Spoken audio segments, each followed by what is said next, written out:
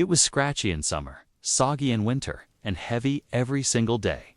In the 1300s, wool wasn't a fashion choice, it was survival. Whether you were sweating through itchy tunics in July or trudging through rain-soaked cloaks in December, comfort wasn't part of the wardrobe. Tonight, we wrap ourselves in the stiff, scratchy layers of medieval life, fanned, gently drift off. Grateful for cotton, if learning about history's itchiest moments helps you settle into your cozy bed. Subscribe and tap the bell icon. Dust. And tell us, could you survive 1 year wrapped head to toe in medieval wool? Thomas awakened before dawn on a February morning in 1347, the same way he had every day for the past 32 years of his life. The scratchy wool of his tunic clung to his skin, damp with sweat despite the bitter cold that seeped through the gaps in his family's humble cottage walls. The garment, woven from the coarsest local wool his wife Margaret could manage on their simple loom, had served him through 3 winters now, growing softer with each wash, but never quite losing its rough bite against his flesh. The tunic was cut from what the cloth merchants called frieze, a heavy, napped wool that trapped warmth but felt like wearing a hair shirt against bare skin. Thomas had grown accustomed to the constant, mild irritation, the way the coarse fibers caught at his chest hair and rubbed his shoulder. Blades raw where the fabric bunched during heavy labor. His wife had spun the wool herself over the course of 2 long winter evenings, her fingers working the drop spindle while she sang softly to their 3 children.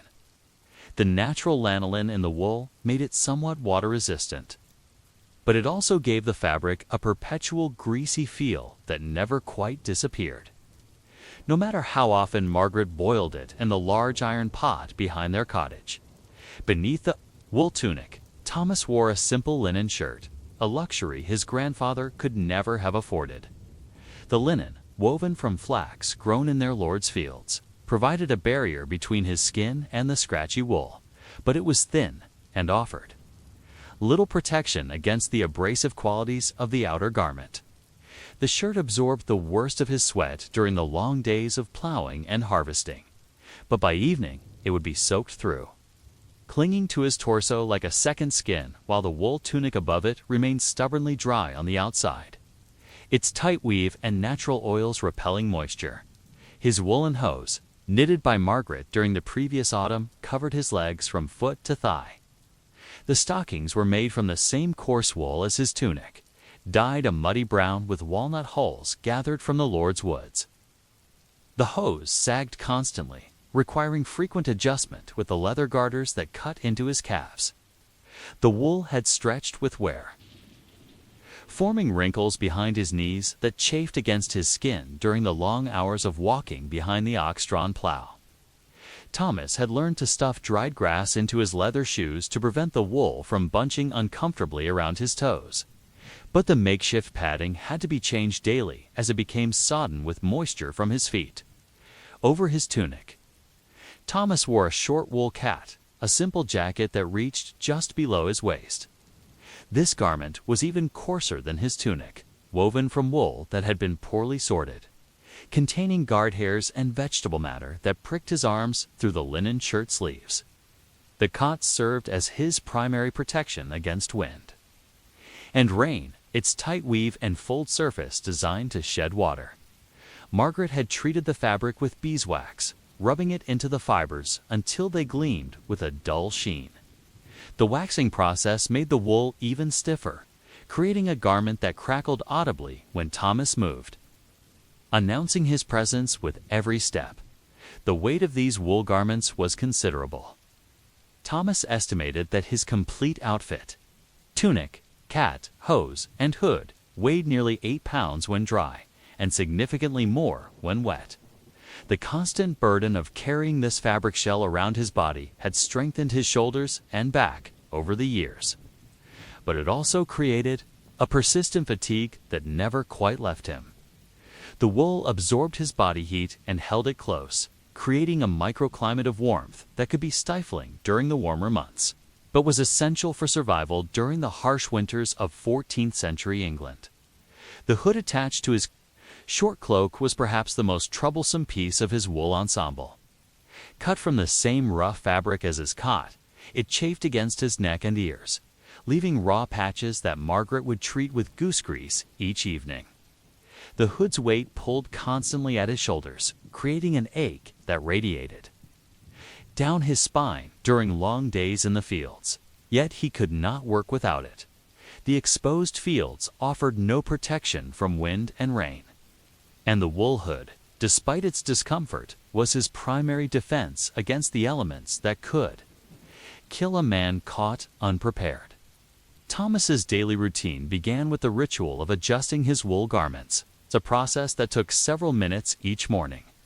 The tunic had to be pulled straight, the wrinkles smoothed from the fabric to prevent additional chafing. The hose required careful positioning to avoid painful bunching, and the garters needed to be retied to maintain proper support. The cot was checked for tears or loose threads that might worsen during the day's work, and the hood was positioned to provide maximum protection while minimizing the rubbing against his neck. The social implications of his wool clothing were never far from Thomas's mind. The coarse texture and undyed color of his garments marked him immediately as a member of the peasant class, while the lord of the manor and his family wore fine wool cloth imported from Flanders, dyed in rich colors of scarlet and blue. Thomas's rough frieze proclaimed his station to anyone who saw him. The quality of wool a man wore was as clear an indicator of his social position as the amount of land he held or the type of work he performed. The economic burden of maintaining his wool wardrobe weighed heavily on Thomas's family budget. A single tunic required approximately 3 pounds of raw wool, which represented several days' wages for a peasant laborer. The wool had to be purchased from local shepherds, then prepared, spun, and woven by Margaret, a process that consumed weeks.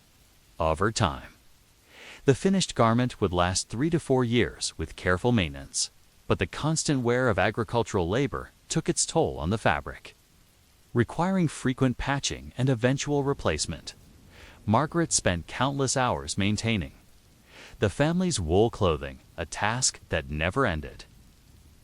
The garments had to be brushed regularly to remove vegetable matter and dirt that accumulated during field work. Tiers were mended immediately to prevent them from growing larger and worn. Areas were reinforced with patches cut from old garments. The wool was occasionally refulled to tighten the weave and restore its water-resistant properties, a process that required soaking the fabric in hot water and then beating it with wooden paddles until it shrank and thickened. As Thomas prepared to face another day of plowing the Lord's fields, he reflected on the paradox of his wool clothing. The rough, heavy garments that caused him such discomfort were also his protection against a world that showed little mercy to the unprepared. The same coarse fibers that irritated his skin would keep him warm during the long hours of outdoor labor, and the heavy, water-resistant fabric would shield him from the rain that could soak through lighter materials in minutes.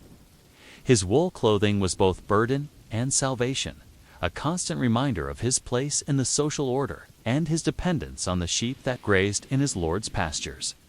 The morning mist was beginning to lift from the fields as Thomas secured his leather belt around his wool tunic and stepped outside his cottage. The familiar weight of his woolen garments settled around his body like a second skin, and he felt the first stirrings of the day's heat beginning to build beneath the layers of fabric. Soon the sun would climb higher, and the wool that now provided essential warmth would become a suffocating burden that trapped sweat and heat against his skin. Yet he would not remove a single layer. The changeable English weather could turn cold and wet without warning, and a peasant caught without proper wool clothing could quickly find himself fighting for his life against exposure and hypothermia. How did men like Thomas endure this daily battle with their own clothing? And what drove them to accept such discomfort as simply the price of survival in a world where wool was both luxury and necessity? As spring arrived in the fields around Thomas's village, the true ordeal of wearing wool year-round began to reveal itself. The February cold that had made his heavy wool garments feel like salvation gradually gave way to warmer days.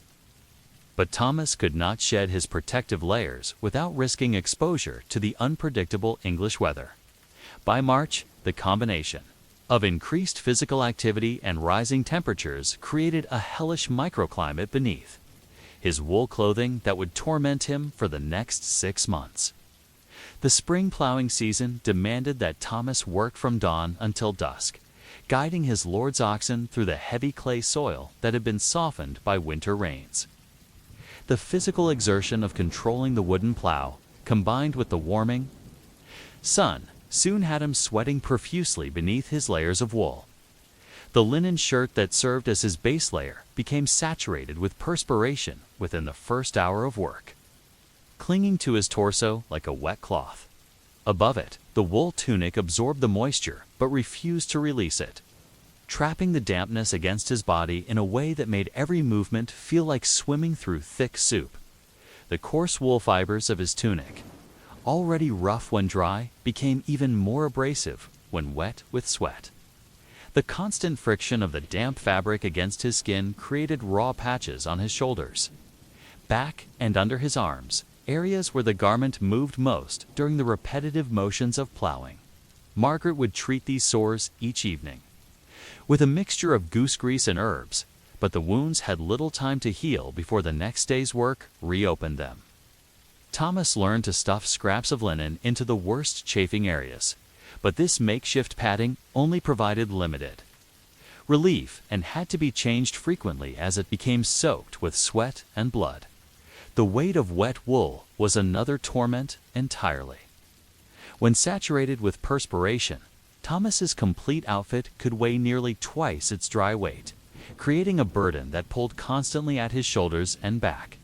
The wet wool clung to his body, restricting his movement and making every step feel labored. The fabric stretched when wet, causing his hose to sag and his tunic to hang in uncomfortable folds that trapped additional moisture. By midday, Thomas would be carrying what felt like an extra 20 pounds of waterlogged wool, a burden that turned the already exhausting work of plowing into a test of endurance that pushed him to his physical limits. The smell of wet wool became Thomas's constant companion during the warmer months. The natural lanolin in the fabric, combined with accumulated sweat and the inevitable odors of agricultural work, created a pungent aroma that clung to his clothing and skin. The wool absorbed and held these odors even after washing, creating a permanent funk that marked Thomas as a working man long before anyone could see his coarse garments. His wife Margaret had grown accustomed to the smell, but Thomas was acutely aware of how it set him apart from the better-dressed inhabitants of the local market town, where merchants and craftsmen wore cleaner, finer fabrics that didn't carry the same overwhelming scent of hard labor and rough living. Summer brought additional challenges that transformed Thomas's wool clothing from uncomfortable to nearly unbearable. The long days of June and July meant working in the fields from before sunrise until well after sunset, with little opportunity to cool down or change clothes. The wool that had been essential for survival during the winter months now felt like a punishment, trapping heat against his body and preventing the natural cooling that came from air circulation over the skin. Thomas learned to work in the early morning hours when the air was still cool, rest during the hottest part of the day when possible, and resume heavy labor in the evening, a schedule that helped him cope with the heat but extended his working day well into the night. The harvesting season of late summer presented unique challenges for wool-clad workers. The ripe grain created clouds of dust and chaff that clung to wet wool with tenacious persistence. Thomas's garments became repositories for seeds, stems, and other plant matter that worked their way into the fabric and against his skin, creating additional irritation that layered on top of the existing discomfort from chafing and heat. Dust and chaff also made his wool clothing even more flammable, a constant concern around the open fires used for cooking and heating during the harvest season. Margaret spent countless hours during the summer months attempting to maintain the family's wool clothing in the face of constant abuse from heat, sweat, and agricultural debris. The wet wool had to be dried carefully to prevent shrinkage and damage to the fibers. A process complicated by the unpredictable summer weather that could turn from sunny to stormy in minutes. Garments had to be beaten regularly to remove dust, and chaff then brushed to restore the nap of the fabric. Stains from sweat, blood, and agricultural work had to be treated with whatever cleaning agents were available, usually a mixture of lye soap made from wood, ash, and animal fat, which was harsh enough to damage the wool fibers if used too frequently. The arrival of autumn brought both relief and new challenges for Thomas's wool wardrobe. The cooler temperatures made his heavy garments more bearable during the day, but the increasing dampness of the season created new problems with moisture management. The wool's natural water resistance began to fail after months of constant wear and washing, allowing autumn rains to penetrate the fabric and soak through to his skin. Thomas learned to treat his outer garments with fresh beeswax each fall, rubbing the material into the wool fibers to restore their water-repelling properties. But this process made the fabric even stiffer and more uncomfortable against his skin. The shorter days of autumn meant working in wet conditions more frequently, as morning dew and afternoon showers became regular features of the agricultural calendar. Wet wool took hours to dry completely, often remaining damp from one day to the next.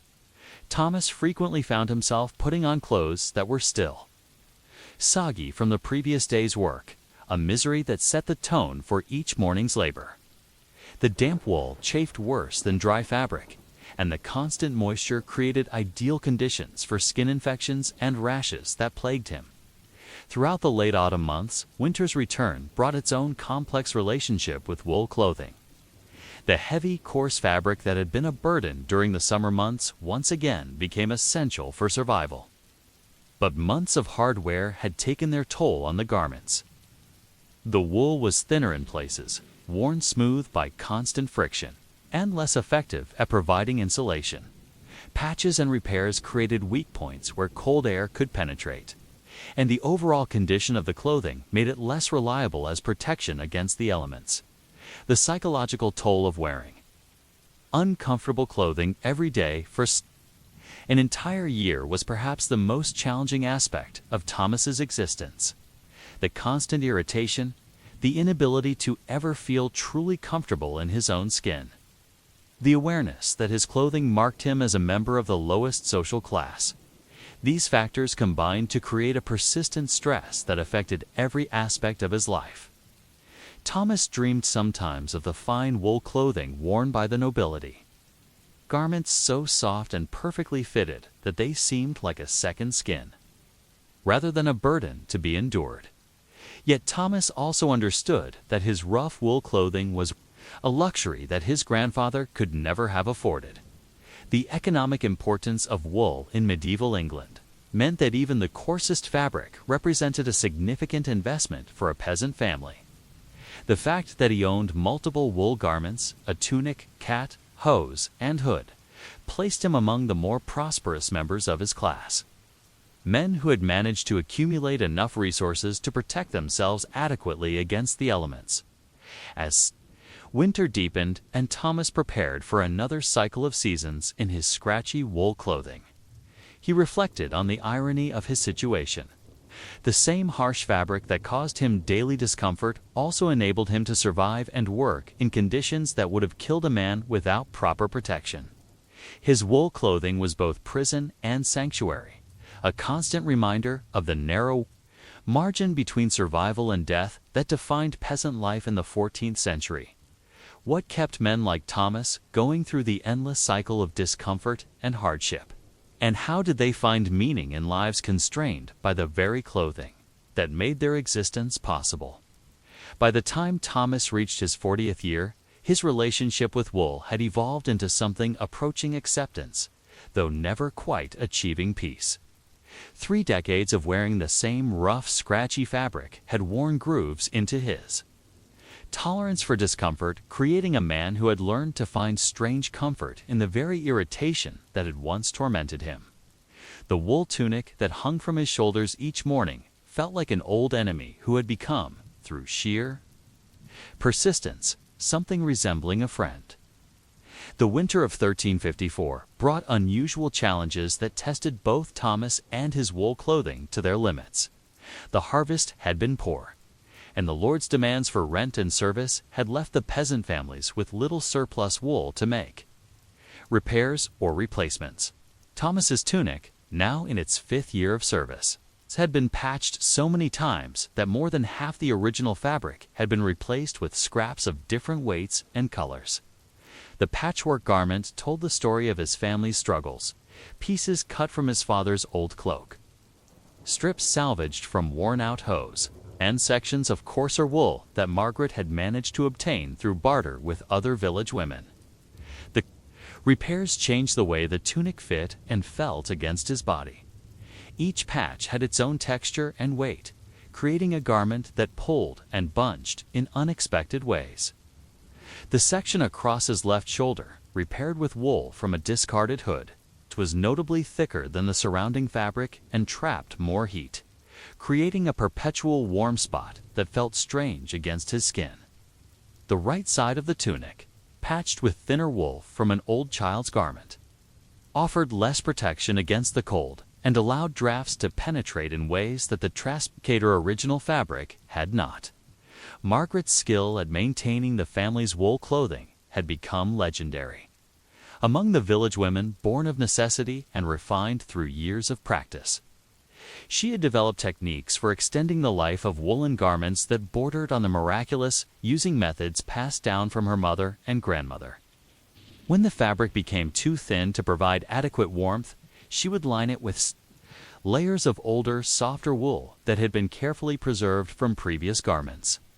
When seams began to fail, she would reinforce them with strips of linen or hemp, creating joints that were often stronger than the original construction. The economic reality of maintaining a wool wardrobe had shaped every aspect of the family's life. Margaret spent her evenings spinning wool acquired through a complex web of barter and trade, exchanging eggs for raw fleece, trading vegetables for access to better quality wool, and occasionally purchasing small amounts of wool with the precious few coins that came their way. The wool she produced was never quite the same from batch to batch, creating garments with subtle variations in color, texture, and weight that reflected the patchwork nature of their material existence.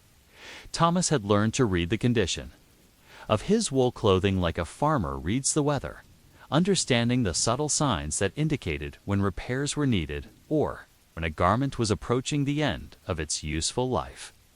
The way the fabric felt against his skin in the morning told him how much moisture it had absorbed during the night. The sound it made when he moved indicated whether the fibers were beginning to break down from constant wear. The smell of the wool revealed whether it was developing the musty odor that preceded complete deterioration of the fabric. The village community had developed an informal economy centered around wool clothing, maintenance, and exchange. Women would gather in the evenings to work on their family's garments, sharing techniques, tools, and materials in a cooperative effort that helped everyone maintain better clothing than they could have managed alone. Thomas often participated in these sessions, contributing his strength to the process of fulling fabric or his knowledge of which local plants produced the most durable dyes. The social aspect of clothing maintenance created bonds between families that extended far beyond the mere exchange of goods and services. The seasonal rhythm of wool care had become as regular and predictable as the agricultural calendar. Spring meant assessing the damage done by winter wear and planning repairs that would carry the garments through another year. Summer required constant attention to cleaning and pest control, as moths and other insects threatened to destroy wool stored for the next cold season. Autumn was the time for major repairs and preparation, when families worked frantically to ensure their clothing would provide adequate protection through the coming winter. Winter brought its own challenges, as wet conditions made it difficult to dry garments properly, and cold temperatures made certain types of maintenance impossible. Thomas's children had grown up understanding that their future comfort and survival depended on their ability to maintain and work with wool. His eldest son, now approaching his teenage years, had learned to card wool and assist with the spinning process. His daughters had been taught to knit and mend from the time they could hold a needle, and their small fingers were often better suited to delicate repair work than their mother's hands. Roughened by years of hard labor, the knowledge of woolworking was passed down through generations like a sacred trust, each family member understanding that their survival depended on these skills. The social implications of wearing patched and mended wool clothing were complex and multifaceted. While the patches clearly marked Thomas as a poor man, they also demonstrated his family's resourcefulness and determination to maintain their dignity despite economic hardship. A man who wore rags was pitied or scorned, but a man who wore carefully mended clothing earned respect for his family's industry and skill. The quality of the patches and repairs became a form of social communication, indicating not just economic status, but also the character and capabilities of the household. The physical toll of wearing heavily patched wool clothing was considerable. The varying thickness and texture of different repairs created pressure points and chafing, areas that shifted and changed as the garments aged. Thomas had developed a mental map of his clothing's problem areas, automatically adjusting his movements and posture to minimize discomfort from the most troublesome spots. The constant awareness of his clothing's condition became a background hum in his consciousness, a perpetual reminder of his family's precarious economic situation. Yet there was also a deep satisfaction in the longevity of well-maintained wool clothing. Thomas took pride in garments that had served him faithfully for years, surviving conditions that would have destroyed lesser fabrics. The wool's durability, combined with his family's skill at maintenance and repair, created a sense of security in an uncertain world. As long as they could keep their wool clothing functional, they could survive whatever hardships the coming seasons might bring. The relationship between Thomas and his wool clothing had become deeply personal over the decades. He knew every patch, every thin spot, every place where the fabric had been stressed beyond its limits and repaired through Margaret's patient work. The garments were no longer just clothing, but repositories of family history, each repair telling a story of survival, adaptation, and the refusal to surrender to circumstance. The rough wool that had once been simply a necessary evil had become a testament to human resilience and the ability to find dignity in the most challenging conditions. As Thomas prepared for another day in the fields, adjusting his patched tunic and securing his worn but serviceable hood, he reflected on the lessons that wool had taught him about life itself. Like the rough fabric that protected him, life was often uncomfortable, sometimes painful, but ultimately endurable through patience, skill, and the support of family and community. The scratchy wool that had tormented him in his youth had become a teacher in his maturity, showing him that comfort was not the absence of hardship, but the ability to find peace within it. The legacy of Thomas's relationship with wool would continue through his children and their children, each generation learning to work with the rough, demanding fabric that had shaped their family's survival strategies for centuries. In a world where material comfort was a luxury few could afford, the ability to endure discomfort with dignity had become perhaps the most valuable skill a peasant could possess. Master William D. Ashby stood in the pre-dawn darkness of his warehouse in Boston, Lincolnshire, surrounded by towering stacks of wool sacks that represented both his fortune and his future. Each sack contained approximately 364 pounds of raw wool, the golden fleece that had made England wealthy and men like William powerful beyond their ancestors' dreams. The year was 1338, and the wool trade that would define his life was approaching its peak, with English merchants exporting nearly 40,000 sacks annually to the hungry looms of Flanders and Italy. William ran his hands across the coarse hemp sacking that contained his most precious commodity, feeling the spring and resilience of the wool beneath the fabric. Each sack represented months of careful negotiation with shepherds across the Yorkshire Dales and the Cotswolds, regions renowned for producing the finest wool in Europe. The fleece inside these sacks had been graded and sorted with meticulous care, the finest, softest wool from the shoulders and sides of the sheep, destined for the luxury markets of Bruges and Florence, while the coarser wool from the legs and belly would serve the growing middle-class markets that demanded sturdy, affordable cloth. The process of acquiring this wool had consumed the better part of William's year, beginning with his annual journey to the great sheep farms of Yorkshire in early summer. He traveled with a retinue of assistants, each trained to assess wool quality with the practiced eye of a craftsman. The finest wool, known as good wool, came from sheep that had been carefully bred for the softness and length of their fleece. These animals grazed on the sweet grass of upland pastures, their diet supplemented with hay and grain to ensure the highest quality fiber. The Cistercian monasteries, with their vast flocks and scientific approach to sheep breeding, produced some of the most sought-after wool in England, commanding prices that reflected both its quality and the monk's shrewd business acumen. William's relationship with his suppliers was built on trust developed over decades of honest dealing. He paid premium prices for the best wool, often advancing money to shepherds months before the shearing season to ensure he would have first choice of their clip. The monks of Rievaulx Abbey, who managed one of the largest flocks in Yorkshire, had dealt with William's family for 3 generations, and their annual contract was sealed with a handshake and a shared cup of ale, rather than the lengthy written agreements that governed his transactions with Italian merchants. The quality of wool varied not just between different flocks, but within individual fleeces, requiring expert judgment to sort and grade the fiber properly. William had spent years learning to assess wool by touch, sight, and even smell. The finest wool felt soft and springy between his fingers, with a natural crisp texture that indicated healthy sheep and proper care. The color should be pure white, or cream, without the yellow tinge that indicated poor storage or contamination. The length of the staple, the individual wool fibers, needed to be consistent, with longer fibers commanding higher prices because they could be spun into stronger, smoother thread. The geographical origin of wool was crucial to its value in the international market.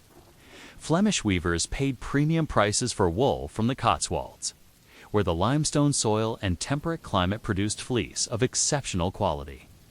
Yorkshire wool, while coarser, was prized for its strength and durability, making it ideal for the heavy woolen cloths that served as outer garments for working people across Europe. Welsh wool, from the mountain pastures of Snowdonia, had its own distinctive character, shorter in staple but remarkably resilient, perfect for the felt-making industry that produced caps and other weather-resistant garments. The seasonal nature of the wool trade created a rhythm that governed William's entire business year. The shearing season in late May and early June was the most critical time, when he and his agents traveled thousands of miles across England to inspect, purchase, and arrange transport for the year's wool clip.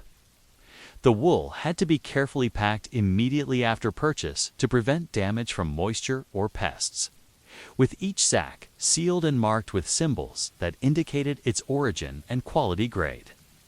The summer months were spent consolidating his purchases in strategically located warehouses where the wool was sorted once more and prepared for export. The transportation of wool from remote farms to major ports was a complex logistical operation that required careful planning and considerable expense. Wool from the Yorkshire Dales had to be carried by pack-horse train over difficult terrain. 2 river ports on the Ouse, where it was loaded onto barges for the journey to Hull. Cotswold wool traveled by wagon to the Thames Valley, then by river to London. Each stage of the journey added cost and risk, with the constant threat of bandits, bad weather, and accidental loss hanging over every shipment. William's warehouse in Boston was strategically located to serve as a collection point for wool from across the Midlands and Yorkshire. The building itself was a testament to the prosperity that the wool trade had brought to England, a massive stone structure with walls 3 feet thick, designed to protect valuable cargo from theft and weather. The interior was divided into sections for different grades of wool, with the finest fleeces stored in the driest, most secure areas. Wooden platforms kept the sacks off the stone floor, preventing moisture damage, while strategically placed windows provided ventilation without exposing the wool to direct sunlight that could fade or damage the fibers. The international nature of the wool trade had made William a citizen of a world that extended far beyond the boundaries of England. His business correspondence, conducted in Latin and Norman French, connected him to merchants in Bruges, Milan, and Paris. He understood the political and economic forces that affected wool prices across Europe, from the wars between French and Flemish cities to the monetary policies of Italian banking houses. The Riccardi of Lucca, Italian financiers who had dominated the English wool trade for decades, had taught him the sophisticated credit arrangements that made international commerce possible in an age when physical transport of money was dangerous and impractical. The profits from the wool trade had transformed William from the son of a minor landowner into one of the most influential merchants in England. His success had enabled him to purchase estates in 3 counties, finance the rebuilding of his parish church, and arrange advantageous marriages for his children with families of the minor nobility. Yet he understood that his fortune rested on the backs of sheep and the skills of shepherds, weavers, and sailors whose daily labor made his comfortable life possible. The wool that filled his warehouse represented more than mere commodity trading. It was the foundation of England's ESK, and WVCSK, and leaves a rich, long-lasting quisities, a long-lasting color, my mies, all last Ks, and sailors whose daily labor made his comfortable. Wivy seedy with salalar, we saw my seedy. We saw my left, seedies, we saw my seedy. We saw my seedies, we saw my CDY. We saw I see with leve web, we dotond it. It's a unqua ui sausai we cat to pico with the asa da I sequi to side me loves. But said it's it I we to read to the sit go with you. It's sit to cut guy you sit it let's to bit to sits this dollar leavies this e to six says that the loot the sil with was to get kind of sits said but to see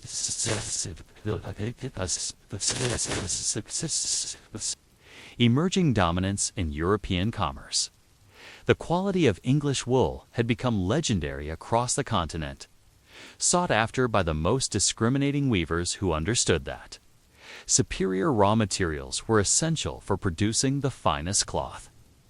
The export taxes that King Edward III imposed on wool helped finance his military campaigns in France, while the wealth generated by the trade supported the growth of English towns and the emergence of a merchant class that would eventually challenge the traditional dominance of the landed nobility. As dawn broke over the warehouses of Boston, William prepared for another day of negotiations with continental buyers, who had traveled hundreds of miles to secure their share of England's golden fleece. The day would bring decisions that would affect the lives of thousands of people, from the shepherds who tended the flocks to the weavers who would transform raw wool into the cloth that clothed much of medieval Europe. In the world of 14th century commerce, few commodities were as crucial as wool, and few men wielded as much influence as those who controlled its flow from English pastures to European markets. Yet, even as William surveyed his impressive stockpile of wool, he was aware of the forces that were beginning to change the nature of his trade. English cloth production was growing, threatening the export market for raw wool that had made his fortune. The political tensions between England and Flanders were creating new uncertainties in traditional trade relationships. The economic forces that had elevated him to prominence were shifting, and adaptability would be as crucial as wool quality in determining his future success. How would merchants like William navigate the changing landscape of international trade? And what new challenges would emerge as England began its transformation from wool exporter to cloth producer? The complexity of Master William's wool empire became fully apparent during the height of the trading season, when his warehouse buzzed with the activity of dozens of specialists whose combined expertise transformed raw fleece into commercial gold. The process began each morning before sunrise, when William's chief wool sorter, a weathered Yorkshire man named Edmund, would arrive to assess the previous day's purchases and plan the day's work. Edmund possessed a knowledge of wool quality that had been acquired through 30 years of handling fleece from every corner of England. And his ability to grade wool by touch alone was legendary among the merchants of Boston. The sorting process itself was a marvel of medieval industrial organization. Edmund supervised a team of 12 women, each specializing in different aspects of wool preparation. The fleeces arrived at the warehouse still containing the vegetable matter, lanolin, and dirt accumulated during the sheep's lifetime on the pasture. The first stage of processing involved careful examination of each fleece, with damaged or inferior portions removed and set aside for sale to local cloth makers who served less demanding markets. The women who performed this work had developed extraordinary sensitivity to the subtle variations in wool quality that determined its ultimate value. They could distinguish between wool from sheep that had been well fed and those that had suffered from poor nutrition, between fleece that had been properly stored and that which had been exposed to excessive moisture. Their trained fingers could detect the presence of coarse, brittle hairs that would not accept dye and could ruin an entire bolt of finished cloth, not removed during processing. The economic relationships that bound these workers to William's enterprise reflected the complex social structure of medieval commerce. Edmund, as chief sorter, received a substantial annual salary plus a percentage of the profits from premium-grade wool, making him one of the most prosperous craftsmen. In Boston, the women workers were paid piece rates based on the amount of wool they processed, but William also provided them with housing, food, and medical care, benefits that made employment in his warehouse highly sought after among the working women of the town. The technical knowledge required for successful wool trading extended far beyond simple quality assessment. William had spent years learning the preferences of different European markets, understanding that Flemish weavers required wool with specific characteristics for their fine broadcloths, while Italian cloth makers demanded different qualities, entirely for the luxury fabrics that adorned the wealthy merchants and nobility of the Mediterranean cities. The German markets, accessible through Hanseatic League traders, preferred robust, durable wool that could withstand the harsh northern climate, while the emerging cloth industries in the Low Countries sought wool with specific spinning characteristics that would work well with their increasingly sophisticated looms. The storage and preservation of wool required constant vigilance and considerable expertise. William's warehouse was designed with numerous features to protect the valuable commodity from the enemies of wool: moisture, vermin, and theft. The stone walls were lined with cedar planking, both for its pleasant aroma and its natural pest-repelling properties. Strategic placement of aromatic herbs, lavender, rosemary, and wormwood helped deter moths and other insects that could destroy months of accumulated stock in a matter of weeks. The sacks themselves were treated with a mixture of pine tar and beeswax that sealed the hemp fabric against moisture, while allowing air circulation that prevented the wool from developing the musty odor that marked inferior storage conditions. The financial instruments that enabled William's international trade were as sophisticated as any modern commercial arrangement. Letters of credit issued by Italian banking houses allowed him to make purchases across England without carrying dangerous amounts of coins, while complex currency exchange agreements protected him from the fluctuations in the relative values of English sterling, Flemish groats, and Florentine florins. The Lombard merchants who had established themselves in London's financial district provided not only banking services, but also crucial market intelligence about conditions in continental Europe that could affect wool prices and demand. The relationship between English wool merchants and their continental customers was built on personal trust and reputation established over generations of honest dealing.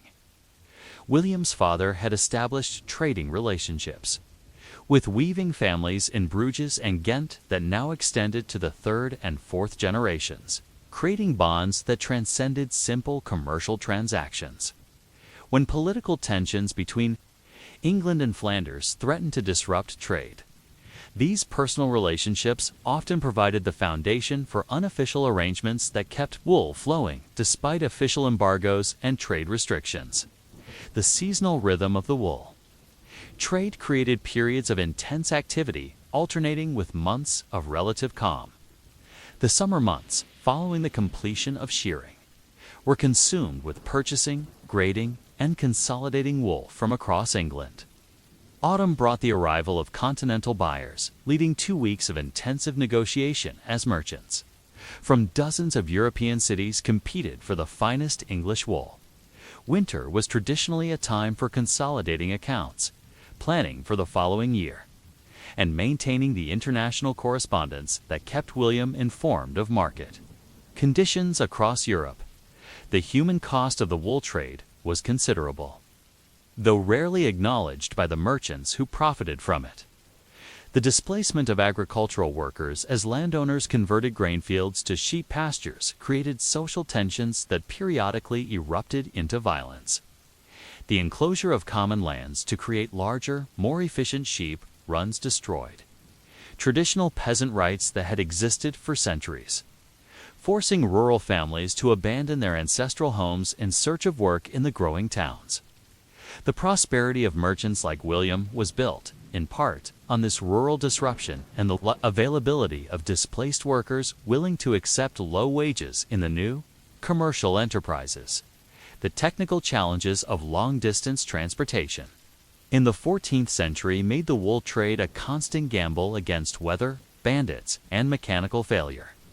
A single storm in the North Sea could destroy months of profits, while political upheavals in continental Europe could close entire markets without warning.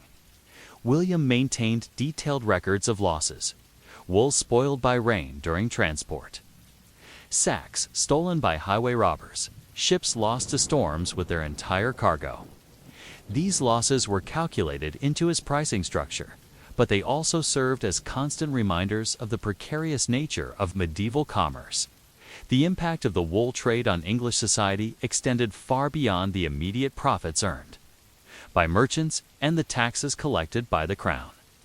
The concentration of wealth in the hands of wool traders had enabled them to challenge the traditional dominance of the landed nobility, creating a new class of commercial aristocracy that would eventually reshape English politics and society.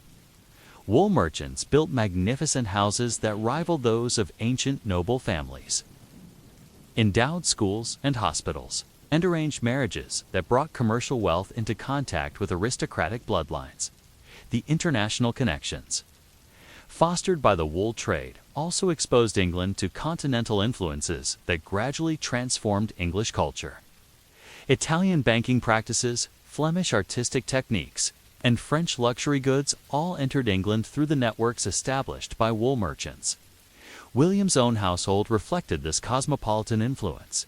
His table was set with Venetian glass, his walls hung with Flemish tapestries, and his library contained books imported from the scriptoriums of Paris and Bologna. The competitive nature of the wool trade had driven remarkable innovations in commercial organization and technique. Merchants developed increasingly sophisticated methods for assessing wool quality, standardizing weights and measures, and coordinating complex international transactions. The need to manage large-scale operations efficiently led to early experiments with what would later be recognized as industrial management techniques: division of labor, quality control systems, and standardized procedures that maximized both efficiency and consistency. As winter approached and the year's trading season drew to a close, William reflected on the extraordinary web of relationships and dependencies that his wool business represented. Every sack in his warehouse connected him to shepherds in remote Yorkshire valleys, weavers in busy Flemish cities, bankers in Italian republics, and sailors who braved the dangerous waters of the North Sea.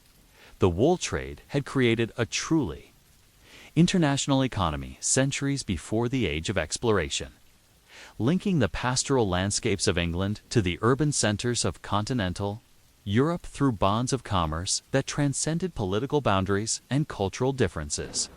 Yet, even as William counted his profits from another successful trading year, he was aware of the forces that threatened to transform his industry. English cloth production was growing rapidly, supported by royal policies that encouraged domestic manufacturing at the expense of raw wool exports. The traditional markets that had made his fortune were beginning to shift, and adaptation would be essential for survival in the changing commercial landscape. How would the established patterns of international wool trade adapt to the emerging competition from English cloth makers? And what new opportunities would arise from the transformation of England from wool exporter to textile producer? By the winter of 1348, Master William de Ashby could sense that the golden age of raw wool exports was drawing to a close, though the full implications of this transformation would not become clear for several more decades. The arrival of the Black Death in England that year would accelerate changes that were already reshaping the wool trade, creating both devastating challenges and unexpected opportunities for merchants who possessed the vision and flexibility to adapt to rapidly changing circumstances. The immediate impact of the plague on William's business was catastrophic. Within 6 months, he had lost 3 of his most experienced wool sorters, including the irreplaceable Edmund, whose knowledge of wool quality had taken decades to accumulate. The skilled women who formed the backbone of his processing operation were decimated, with some fleeing the towns in search of safety in the countryside, while others succumbed to the disease that swept through the crowded neighborhoods where most workers lived. The social and economic disruption caused by the plague fundamentally altered the labor relationships that had sustained the wool trade for generations. The shortage of skilled workers that followed the plague created opportunities for the survivors that would have been unimaginable in the pre-plague economy. Women who had previously earned piece wages sorting wool now commanded salaries that reflected their scarcity and value. William found himself competing with other merchants for the services of experienced wool workers, driving up labor costs and fundamentally altering the economics of the trade.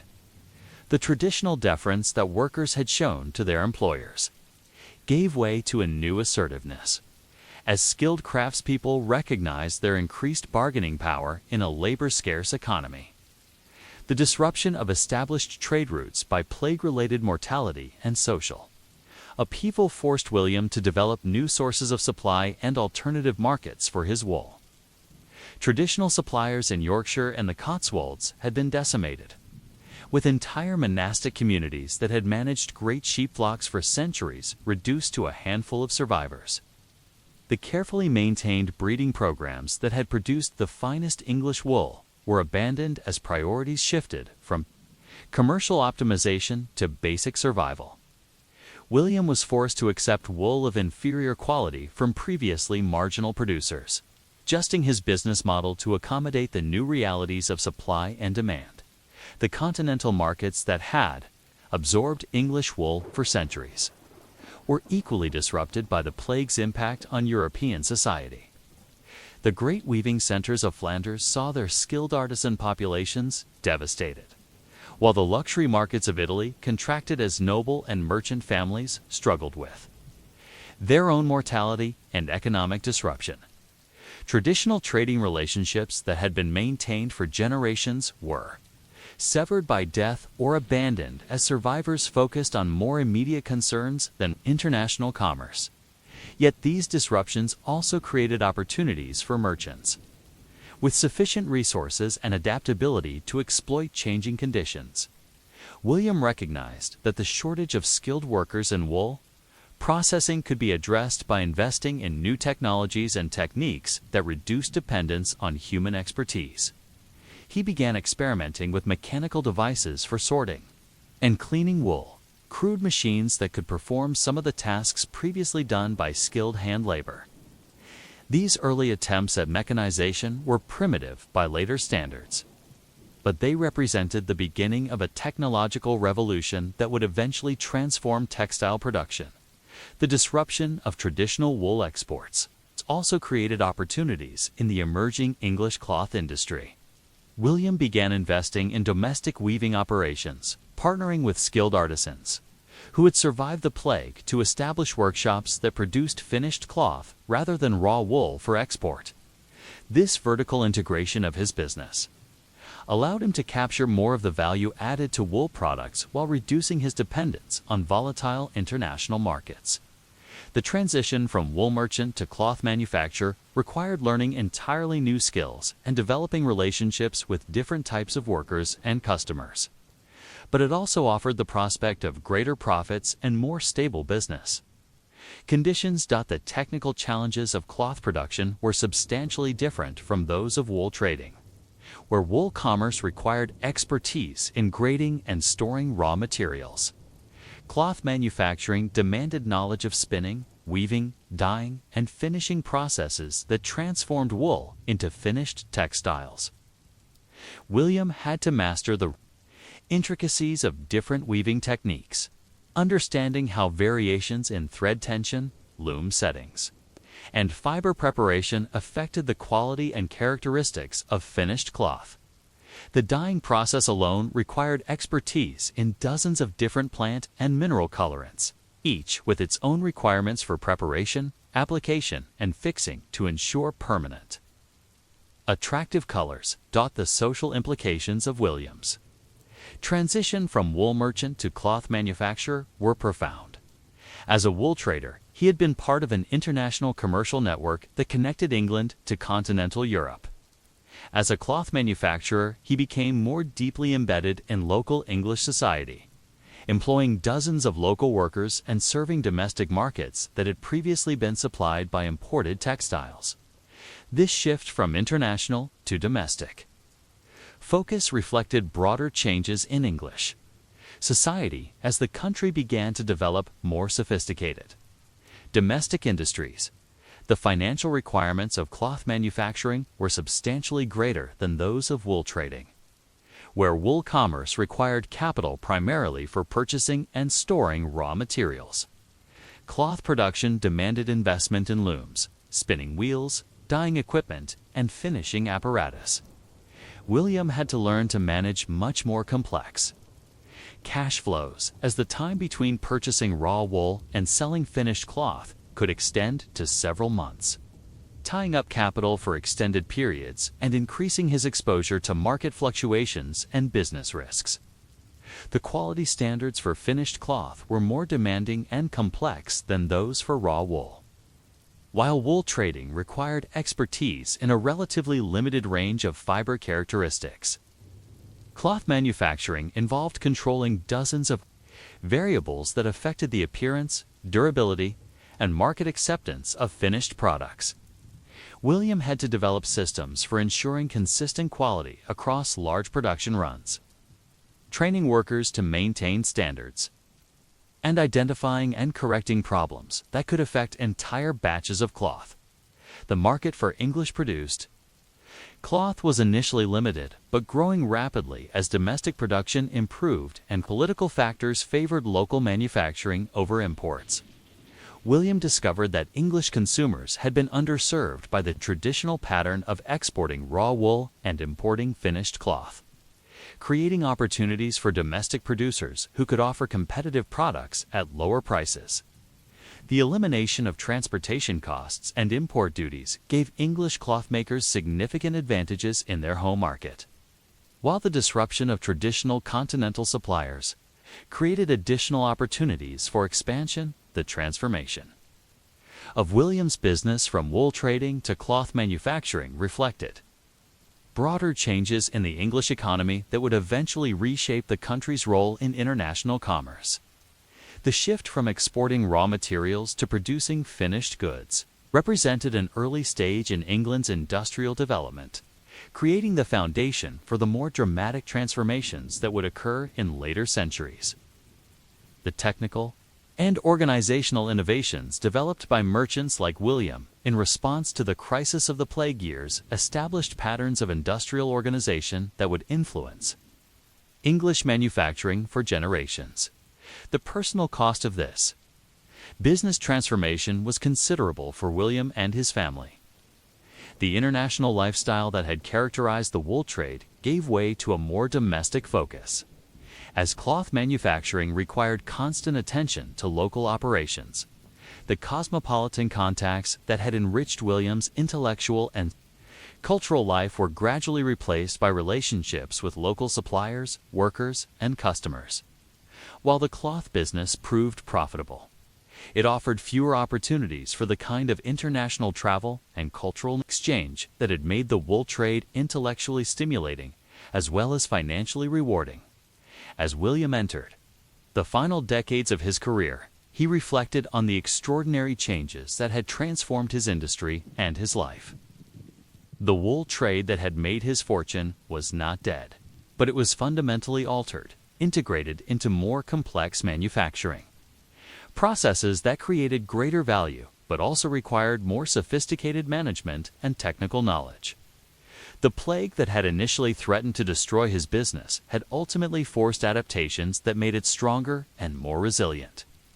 Though at considerable personal and social cost, the legacy of merchants like William would extend far. Beyond their individual commercial success, their willingness to adapt to changing circumstances, invest in new technologies, and develop new forms of business organization created the foundation for England's eventual emergence as a major industrial power. The transformation from wool exporter to cloth producer that began in the plague years would eventually make England the workshop of the world, though that future was still centuries away when William closed his ledgers for the final time. The story of the wool trade's evolution from raw material export to domestic manufacturing illustrates the complex ways that economic, social, and technological forces interact to reshape entire industries and societies. In the space of a single lifetime, William witnessed and participated in transformations that would influence the course of English history for centuries, all centered around the humble wool that grew on the backs of English sheep. Brother Benedict awoke in the darkness before prime, the first canonical hour of the monastic day, as he had every morning for the past 15 years since taking his vows at the Cistercian Abbey of Rievaulx in Yorkshire. The rough wool of his habit clung to his body with the persistent dampness of the Yorkshire winter, a constant reminder of the vow of poverty that stripped away the comfortable clothing of his former life as the younger son of a minor nobleman. The undyed wool, deliberately chosen for its plain appearance and coarse texture, served as both garment and mortification, a daily discipline that reminded him with every movement of his commitment to reject the vanities of the secular world, the Cistercian habit that enveloped. Benedict's lean frame was constructed according to regulations, established by the order's founders more than 2 centuries earlier, specifications that governed every aspect of the garment from the quality of wool to the width of the sleeves. The tunic, cut from undyed wool that the monks called white, though it appeared more gray or cream in color, extended from his shoulders to his ankles, deliberately shapeless to conceal the form of the body beneath. Over this he wore the scapular, a sleeveless garment that hung from his shoulders to his feet, both front and back, symbolizing the yoke of Christ and serving as a constant reminder of his religious obligations. The wool used for the habits at Rievaulx came from the abbey's own extensive flocks, sheep that grazed on the Yorkshire moors under the supervision of lay brothers who had dedicated their lives to the pastoral care that supported the community's spiritual mission. The sheep were of local breeds, hardy animals whose wool was more suited to durability than comfort, producing fiber that retained the coarse character of the harsh landscape where it grew. This wool was never subjected to the careful sorting and grading that characterized commercial wool preparation. Instead, it was used as it came from the sheep, with all the variations in quality and texture that reflected the natural diversity of the flock. The preparation of wool for monastic habits followed procedures that emphasized spiritual discipline over physical comfort. The fleeces were washed in cold water from the abbey stream, without the soap or other cleaning agents that commercial wool workers used to remove lanolin and vegetable matter. This minimal processing left the wool with much of its natural oils and debris, creating fabric that retained the smell and feel of the sheep from which it came. The monks saw this as appropriate. Their clothing should remind them of their connection to the humblest of God's creatures, rather than pamper them with refined comfort. The spinning and weaving of monastic wool is performed by the monks themselves. During the hours allocated to manual labor, it's part of the Benedictine requirement that religious communities support themselves through their own work. Brother Benedict had spent countless hours at the spinning wheel and loom, developing calluses on his fingers from the rough wool and learning to find spiritual meditation in the repetitive motions of textile production.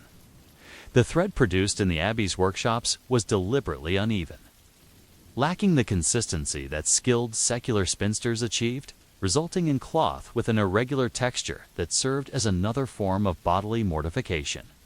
The weaving process created fabric that was dense and heavy, designed to last 4 years under the demanding conditions of monastic life, but offering little in the way of comfort or elegance.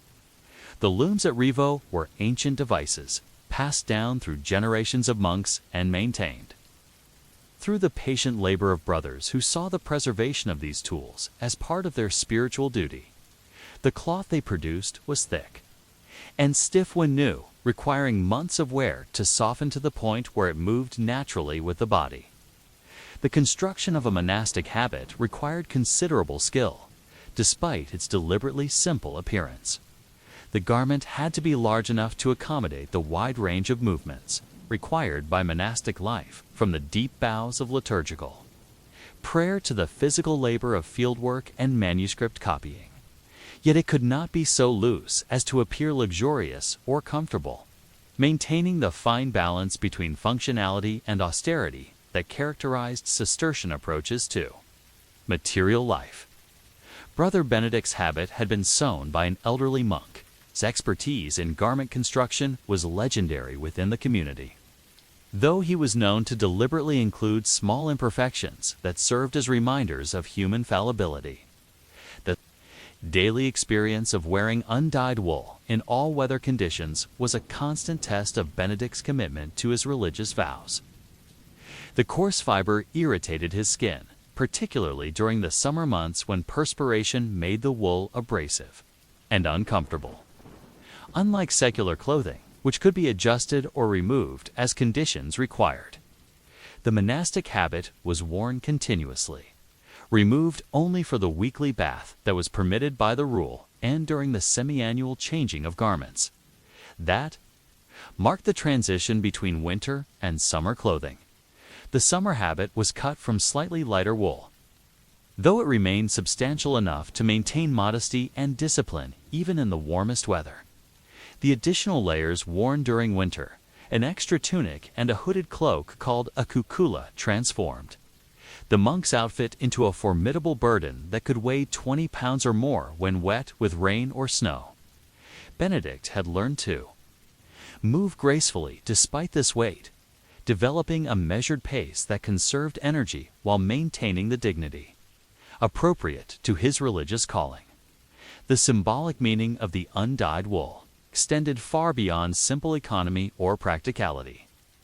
The natural color of the fabric represented the monk's rejection of worldly vanity and his embrace of humility before God, while secular clothing proclaimed the wearer's social status and personal taste through color, cut, and decoration. The monastic habit announced its wearer's voluntary surrender of such earthly concerns. The gray-white color of undyed wool symbolized the intermediate state between the black of sin and the pure white of heaven, reflecting the monk's position as a sinner striving for salvation through religious discipline. The communal aspect of Wearing identical habits created a visual unity that reinforced the spiritual unity of the monastic community. When the monks gathered for the canonical hours, their identical gray-white garments created a sea of uniformity that emphasized their shared commitment and common purpose. The individual variations in how each habit fit or hung on its wearer were minimized by the shapeless cut and heavy fabric, creating an appearance of equality that reflected the community's spiritual ideals, even as it concealed the physical differences. Between individuals, the maintenance of monastic habits required constant attention and considerable skill, tasks that were integrated into the daily routine of religious life. The coarse wool was prone to tearing and showed wear quickly, requiring frequent mending that was performed during the evening hours set aside for manual work. The undyed fabric showed stains readily, and the monks developed techniques for cleaning. Their habits using materials available within the monastery, ash soap, herbs, and various plant extracts that could remove the most stubborn marks without damaging the delicate balance of the fabric.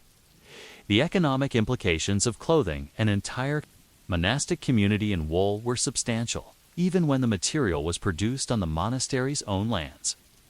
A single habit required approximately 6 pounds of raw wool, and each monk needed at least 2 complete outfits to allow for washing and seasonal variation.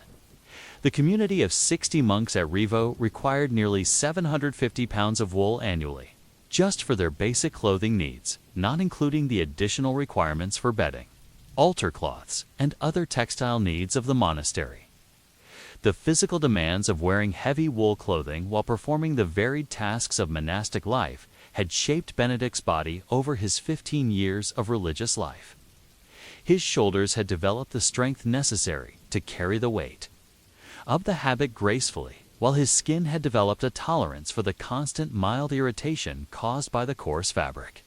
The discipline of wearing uncomfortable clothing had become so ingrained that he felt strange and somehow naked on the rare occasions when illness required lighter garments, or when the habit was removed for washing or medical treatment. The spiritual dimension of Benedict's relationship with his woolen habit extended beyond mere physical mortification to encompass deeper questions about the relationship between body and soul. The constant awareness of his clothing served as a reminder to focus his attention on spiritual rather than physical concerns, while the discomfort helped him identify with the sufferings of Christ and the poor. The habit served as both armor against worldly temptation and a constant invitation to deeper prayer and contemplation. As Benedict knelt in the Abbey church for the service of Prime, feeling the familiar weight and roughness of his wool habit, he reflected on the paradox of his situation. The garment that caused him daily discomfort had also become a source of security and identity, a visible sign of his commitment to a way of life that valued spiritual wealth over material comfort. The undyed wool that proclaimed his poverty had, through the discipline it imposed, contributed to a richness of spiritual experience that no secular luxury could provide. Yet even as Benedict embraced the mortification imposed by his rough woolen habit, he was aware of the questions and challenges that surrounded the monastic approach to material life. Did the deliberate choice of uncomfortable clothing truly serve God, or did it merely indulge a different form of vanity, the pride of extreme asceticism? The canonical hour of terce found Brother Benedict in the Abbey scriptorium, his wool-clad form hunched over a manuscript page as he carefully copied verses from the Book of Psalms. The morning light filtering through the tall windows illuminated the slow, methodical movement of his hand as he formed each letter with painstaking precision.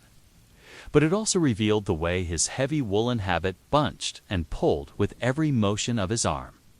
The scapular, designed to hang freely from his shoulders, caught against the edge of the writing desk, creating a constant tug that reminded him of the physical constraints that shaped every aspect of monastic life.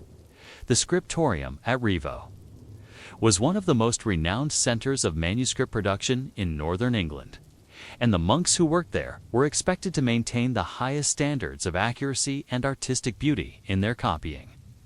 yet the uncomfortable reality of working in heavy, scratchy wool clothing created challenges that secular scribes never faced.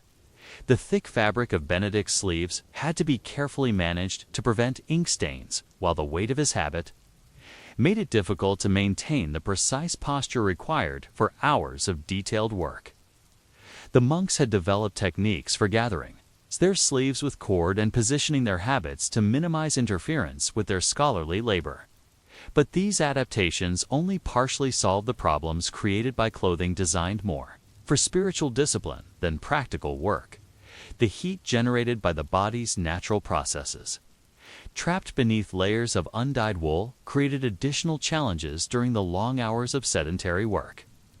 Benedict could feel perspiration gathering between his shoulder blades and along his spine, moisture that the wool absorbed but refused to release, creating a damp microclimate that made concentration difficult and sometimes led to the skin irritations that plagued many of the community's scholars. The abbey's infirmary had developed salves and treatments for the rashes and chafing that resulted from prolonged contact with moist wool. But the monks were expected to bear such discomforts as part of their spiritual discipline. The transition from the scriptorium to the fields for the afternoon's manual labor revealed another dimension of the challenge posed by monastic clothing. The habit that hindered precise scholarly work became an even greater burden during physical labor, its weight and bulk making every movement more difficult and tiring. Brother Benedict joined his fellow monks in the monastery's extensive fields, where they worked alongside lay brothers and hired laborers to maintain the agricultural operations that supported the community. The contrast between the monks in their heavy wool habits and the secular workers in lighter, more practical clothing was stark and sometimes embarrassing. The agricultural work required by the Cistercian rule included everything from harvesting grain to tending the sheep whose wool would become future habits. Benedict often found himself working with the very sheep whose fleece he wore, an experience that gave him intimate knowledge of the animals whose sacrifice provided his clothing. The sheep seemed indifferent to the monks who tended them, but Benedict felt a spiritual connection to these creatures whose wool enabled his religious life. The natural lanolin in their fleece, which made his habit water-resistant but also gave it a persistent animal odor, served as a constant reminder of this relationship between monk and sheep, between spiritual aspirations and material necessities. The seasonal variations in agricultural work created different challenges for wool-clad monks throughout the year. Summer harvesting, performed in the heavy wool habits that could not be removed or significantly modified, was a trial that tested the physical endurance and spiritual commitment of every monk. Benedict had learned to pace himself during the hottest days, working more slowly than his secular counterparts, but maintaining steady progress that reflected the monastic values of patience and persistence. The sight of monks collapsing from heat exhaustion while working in full wool habits was not uncommon, and the abbey's infirmary maintained a supply of cooling herbs and treatments, specifically for these seasonal emergencies. Winter agricultural work presented different but equally challenging problems. The wool habits, while providing necessary warmth, became sodden with rain and snow, their weight increasing dramatically and their insulating properties compromised.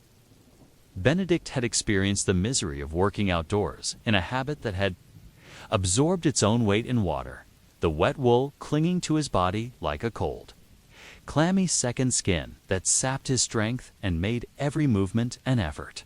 The monks learned to work quickly during winter storms, seeking shelter before their habits became completely saturated. But the demands of agricultural life often required them to continue working in conditions that would have driven secular workers indoors. The communal meals in the abbey's refectory provided another setting, where the challenges of woolen habits became apparent.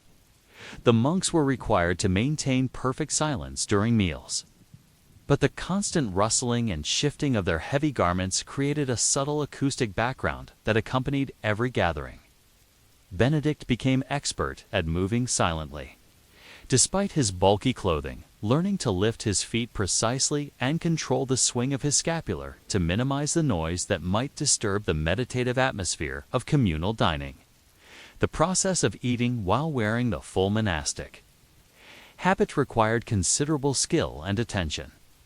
The long sleeves had to be carefully managed to prevent them from dragging through food, while the loose-fitting garments had to be positioned to avoid spillage that would create stains on the undyed wool. The monks developed a distinctive eating style, more deliberate and controlled than secular dining habits, that reflected both their spiritual discipline and the practical requirements of managing their cumbersome clothing. The evening hours, when the community gathered for compline, and the final prayers of the day, revealed the accumulated effects of wearing wool habits through an entire day of varied activities. Benedict's garment bore the marks of his day's work, dust from the fields, ink stains from the scriptorium, food spots from the refectory, and the general where that came from, constant use. The habit that had been relatively clean at prime was now a map of his daily activities, each stain and mark telling the story of his service to God through manual labor and scholarly work. The weekly bath permitted by the monastic rule was as much about clothing maintenance as personal hygiene. The removal of the habit for washing revealed the full extent of its impact on Benedict's body. Red marks where the coarse wool had chafed, rashes where moisture and friction had combined to irritate his skin, and the pale areas where the heavy fabric had compressed his flesh during long hours of wear. The temporary relief of nakedness was almost overwhelming, a reminder of the physical burden he carried in the name of spiritual discipline. The washing of monastic habits was a community activity that required careful coordination and considerable labor. The heavy wool garments had to be soaked, beaten, and rinsed multiple times to remove the accumulated grime and odors of constant wear. The undyed wool showed every stain and mark, making the cleaning process more challenging than it would have been with dyed fabrics that could hide minor soiling. The monks had developed specialized techniques for treating different types of stains. Ink required different treatment than food, while the persistent odors that accumulated in wool needed specific herbs and treatments to eliminate. The drying of wet wool habits was another challenge that required careful attention to weather conditions and timing. The heavy fabric took days to dry completely, and improper drying could cause shrinkage, distortion, or damage that would make the garments unwearable. The monastery's laundry areas were designed to accommodate the special needs of wool drying, with covered spaces that provided protection from rain while allowing air circulation that prevented the musty odors that developed in improperly dried wool. The distribution of clean habits after washing was governed by strict protocols that reinforced the communal nature of monastic life. Individual monks did not own specific garments, but received whichever clean habit was appropriate for their size and needs. This system prevented the development of personal attachment to particular garments while ensuring that the burdens and benefits of different habits were shared equally among the community members. Benedict might find himself wearing a habit that had previously belonged to another monk, bringing with it the subtle reminders of another man's spiritual journey in the form of wear patterns, repairs, and the indefinable marks of individual use. The spiritual significance of sharing habits extended beyond simple economy to encompass deeper questions about identity, ownership, and community. When Benedict wore another monk's habit, he was reminded that his individual identity was subsumed into the larger identity of the monastic community. The wool that enclosed his body belonged not to him, but to the abbey, just as his own body and soul were dedicated to God's service rather than his personal satisfaction. As the day's final prayers concluded and Benedict prepared for the brief hours of sleep that would precede the next day's round of canonical hours, he reflected on the complex relationship between his physical discomfort and his spiritual growth. The wool habit that had caused him countless hours of minor suffering had also been his constant companion through 15 years of prayer, work, and contemplation. Its rough texture and heavy weight had become as familiar as his own breathing, a part of the rhythm of monastic life that connected him to generations of monks who had worn similar garments in their own pursuit of spiritual perfection. Yet questions remained about the true nature of this relationship between material discomfort and spiritual advancement. Did the suffering caused by rough wool truly bring him closer to God, or had it simply become another form of routine that dulled rather than sharpened his spiritual awareness? As Brother Benedict approached his 20th year in the monastery, the Cistercian habit that had once been a source of constant physical distraction had become something more complex, a familiar burden that shaped not only his daily experience, but his very understanding of what it meant to live a spiritual life in a material world. The undyed wool that encased his now middle-aged body had witnessed his transformation from an eager, young novice seeking dramatic mortification to a mature monk who had learned to find profound meaning in the subtle discipline of continuous mild discomfort. The autumn of 1356 brought unusual challenges that tested both Benedict's physical endurance and his spiritual understanding of his relationship with his woolen habit. A fire in the abbey's wool storage had destroyed much of the community's reserve supply, forcing the monks to make their existing habits last longer than usual, while new wool was processed and woven. Benedict's primary habit, already in its 4th year of service, showed the accumulated wear of constant use, thin patches where the fabric had been stressed by repeated movements, carefully mended tears that marked encounters with thorns and sharp edges, and a general softening of the wool that made it more comfortable but also less durable. The shortage of replacement habits created an opportunity for Benedict to reflect more deeply on the role that material discomfort played in his spiritual development. As his worn habit became softer and more comfortable through extended use, he found himself missing the harsh reminder of mortality and humility that had accompanied the rough texture of new wool. The spiritual discipline that had once been imposed by the physical properties of his clothing now had to be maintained through conscious effort and intentional acceptance of whatever discomfort remained in his aging garment. The community's response to the wool shortage revealed the complex relationships between individual sacrifice and communal welfare that governed monastic life. Some of the older monks, whose habits were in better condition, volunteered to exchange garments with younger brothers whose clothing was more severely worn. This redistribution of material hardship reflected the Cistercian ideal of mutual support. But it also raised questions about the spiritual value of suffering that was voluntarily assumed versus suffering that was naturally encountered through the normal course of events. Benedict found himself assigned to oversee the production of new wool for the community's future habits, a responsibility that gave him unprecedented insight into the entire process that transformed sheep's fleece into monastic clothing. Working with the lay brothers who managed the abbey's flocks, he learned to assess the quality of wool with the practiced eye of a commercial trader, understanding for the first time the economic value of the material that he had always taken for granted. The finest wool from the monastery's sheep was sold to merchants like Master William de Ashby, while the coarser fleece was retained for the habits that clothed the religious community. The process of preparing wool for monastic use involved deliberate choices that prioritized spiritual discipline over physical comfort or economic efficiency.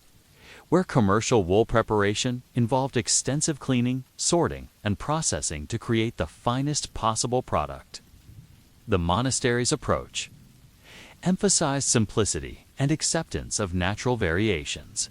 Benedict learned to appreciate the subtle differences between wool from different parts of the fleece, understanding how the coarser fiber from the sheep's legs and belly contributed to the overall character of monastic cloth. The seasonal rhythms of sheep tending connected Benedict more intimately with the natural world that surrounded the monastery. He witnessed the annual cycle of birth, growth, shearing, and death that provided the wool for his clothing. Developing a farmer's appreciation for the weather patterns, grazing conditions, and animal husbandry practices that determined the quality and quantity of the abbey's wool supply. This deeper understanding of the material foundations of monastic life gave him a new perspective on the relationship between spiritual aspirations and earthly necessities. The actual process of transforming raw fleece into finished cloth required skills that took months to master, even with Benedict's years of experience handling wool in its finished form. The sorting, cleaning, carding, spinning, and weaving that produced monastic habits demanded patience, precision, and physical endurance that tested him in ways different from, but comparable to, the challenges of wearing the finished garments. The repetitive motions of textile production provided opportunities for contemplative prayer, but they also created their own forms of physical discomfort, sore fingers from handling rough wool, back pain from hours spent bent over spinning, wheels and looms, and the general fatigue that came from prolonged manual labor. The collaboration between monks and lay brothers in wool production revealed the complex social relationships that sustained monastic communities. The lay brothers, who had taken religious vows but were not ordained priests, performed much of the physical labor involved in sheep tending and wool preparation, while the ordained monks provided oversight and performed the more skilled aspects of textile production. Benedict's role as supervisor required him to balance respect for the lay brothers' expertise with his responsibility for maintaining the spiritual and practical standards that governed monastic production. The economic pressures facing the monastery. During the 1350s, forced, difficult decisions about the allocation of wool resources between the community's own needs and the commercial sales that provided essential income. The Black Death had disrupted traditional markets and reduced demand for premium wool, while the abbey's own population had been diminished by plague mortality.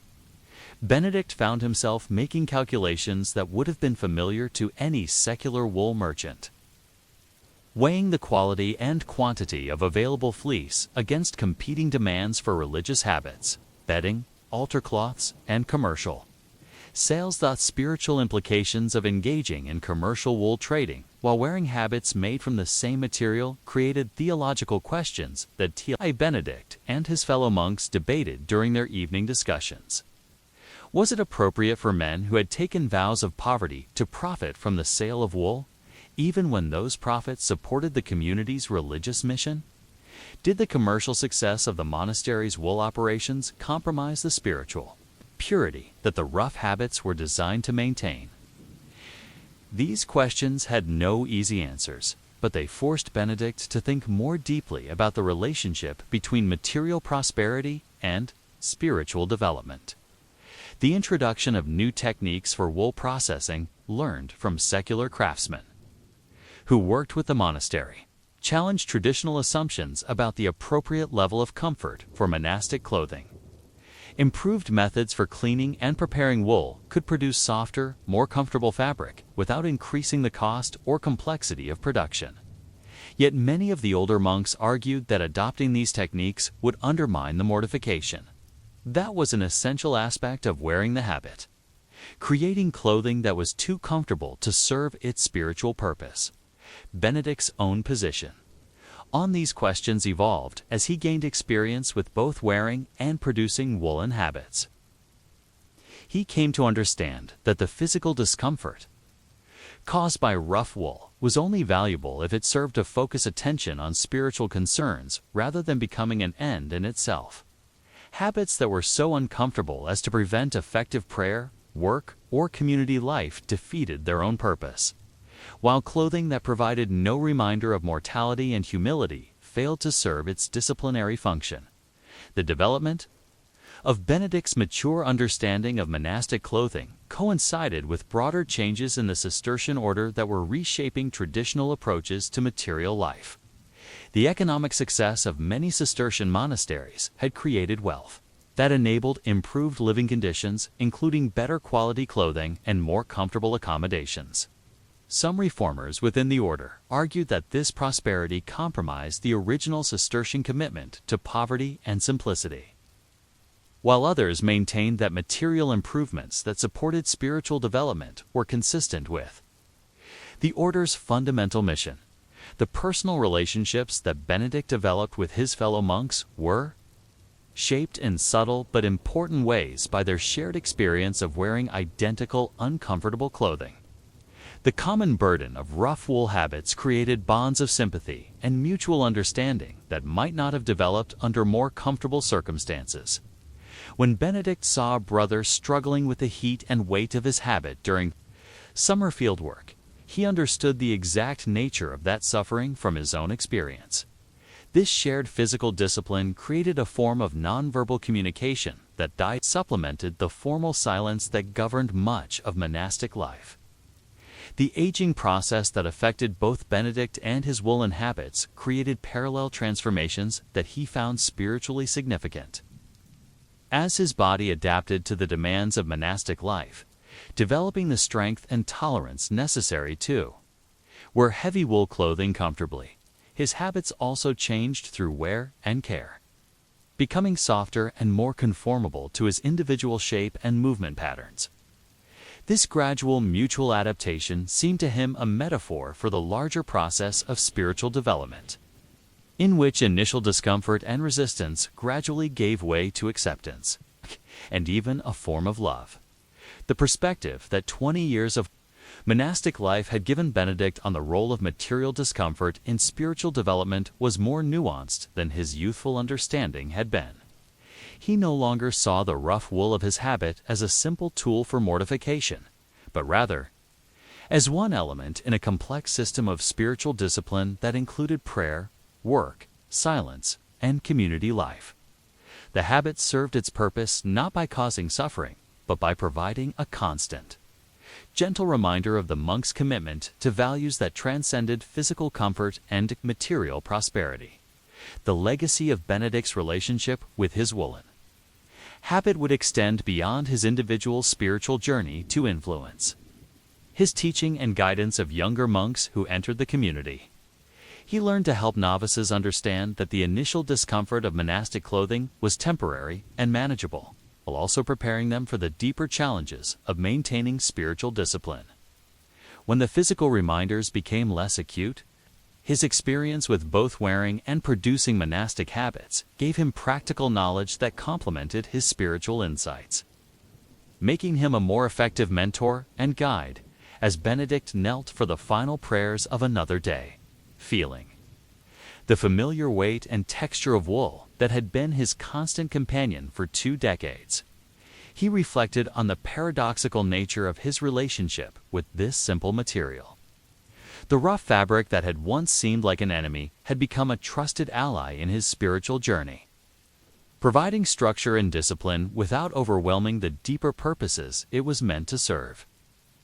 The undyed wool that proclaimed his poverty had, through the discipline it imposed and the mindfulness it encouraged, contributed to a form of wealth that no amount of fine clothing could provide. The monastery bells that called the community to prayer each day also marked the passage of time that was gradually wearing away both Benedict's body and his woolen habit.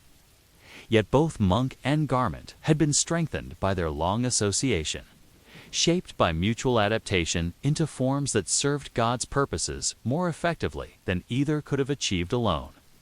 In the end, the true comfort that Benedict found in his uncomfortable clothing came not from physical ease, but from the knowledge that he had learned to find meaning and purpose in the acceptance of necessary hardship.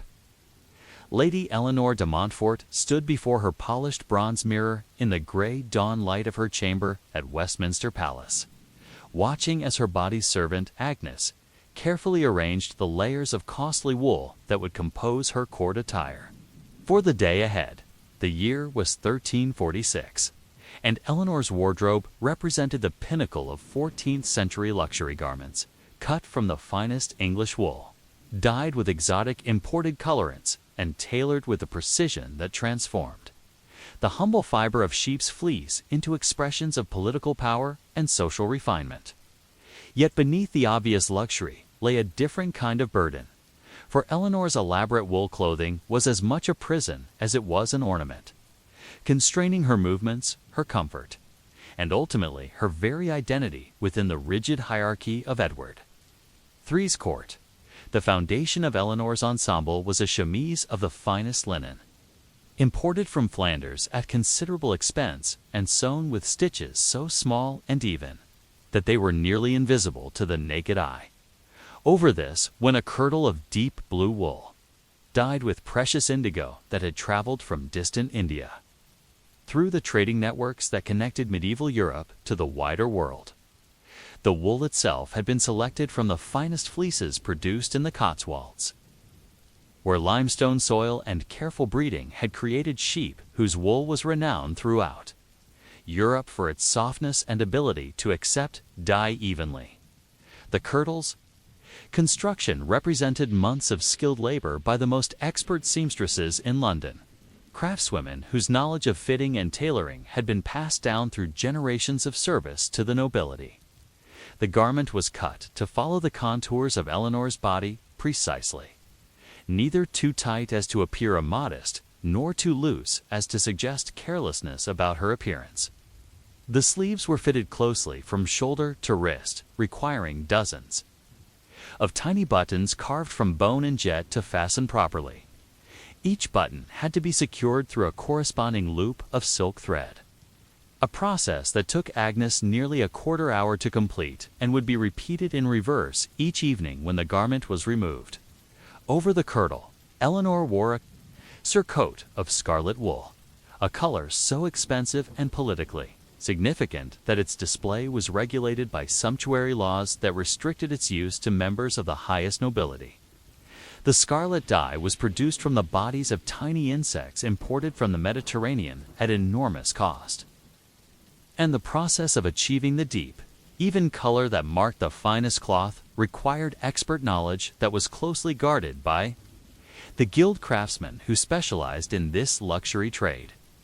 The surcoat itself was sleeveless, designed to display the elaborate sleeves of the kirtle beneath while providing an additional layer of warmth and formality, appropriate to Eleanor's rank. The weight of Eleanor's complete court ensemble was considerable, totaling nearly 15 pounds of fabric, buttons, and decorative elements that she would carry throughout the day's activities. The multiple layers of fine wool, while softer and more pleasant against the skin than the coarse fabric worn by peasants and monks, created their own challenges through their sheer bulk and the constraints they imposed on movement. The fitted sleeves that proclaimed Eleanor's wealth and status also made it impossible for her to raise her arms above shoulder height or perform any but the most delicate manual tasks. The process of dressing each morning was an elaborate ritual that required the assistance of at least 2 servants and consumed nearly an hour of careful work. Agnes, who had served Eleanor for more than a decade, possessed an intimate knowledge of her mistress's body and preferences that enabled her to manage the complex arrangements of fabric, fastenings, and accessories with practiced efficiency. Yet even with expert assistance, the daily donning of Eleanor's court attire was a physically demanding process that left both mistress and servant somewhat exhausted before the day's public activities had even begun. The social significance of Eleanor's wool clothing extended far beyond personal comfort or aesthetic preference to encompass complex networks of political alliance, economic display, and cultural communication that defined court life in 14th century England. The quality and origin of her wool proclaimed her family's wealth and connections. Only the most prosperous nobles could afford garments cut from the finest Cotswold fleece, while the exotic dyes and sophisticated tailoring demonstrated access to international luxury markets that few families possessed. The specific colors and styles of her clothing communicated political loyalties and social relationships that were clearly understood by other members of the court community. The economic burden of maintaining Eleanor's wool wardrobe was staggering, representing a significant portion of her family's annual income and requiring the services of numerous craftspeople, servants, and merchants. A single surcoat of scarlet wool might cost more than a skilled craftsman could earn in 2 years, while the complete replacement of Eleanor's court wardrobe Every few seasons as fashions changed represented an investment comparable to the purchase price of a substantial manor house. The political and social expectations that governed noble dress made these expenses unavoidable. Failure to maintain appropriate ease, clothing standards would be interpreted as evidence of financial distress or declining social status. The maintenance of fine wool garments required constant attention from skilled servants who possessed specialized knowledge of luxury textile care. The delicate fabrics had to be brushed daily to maintain their appearance, aired regularly to prevent the accumulation of moisture and odors, and stored with aromatic herbs that would deter the moths and other insects that posed constant threats to valuable clothing. Stains and minor damage had to be repaired immediately by expert needleworkers, while major alterations to accommodate changes in fashion or Eleanor's physical condition required the services of professional tailors whose fees reflected their exclusive skills. The seasonal variations in court dress created additional complications for Eleanor's clothing management, as the heavy wool garments that provided necessary warmth during winter months became oppressive burdens during the warmer seasons. Yet, the social expectations that governed noble appearance made it impossible to simply abandon wool for lighter fabrics. The display of expensive wool was too important a marker of status to be set aside for mere physical comfort. Eleanor had learned to endure considerable discomfort during summer court functions, where multiple layers of fine wool creating a personal microclimate that could become stifling in warm weather or crowded rooms. The psychological impact of wearing such elaborate and constraining clothing was profound, affecting not only Eleanor's physical comfort, but her very sense of self and identity.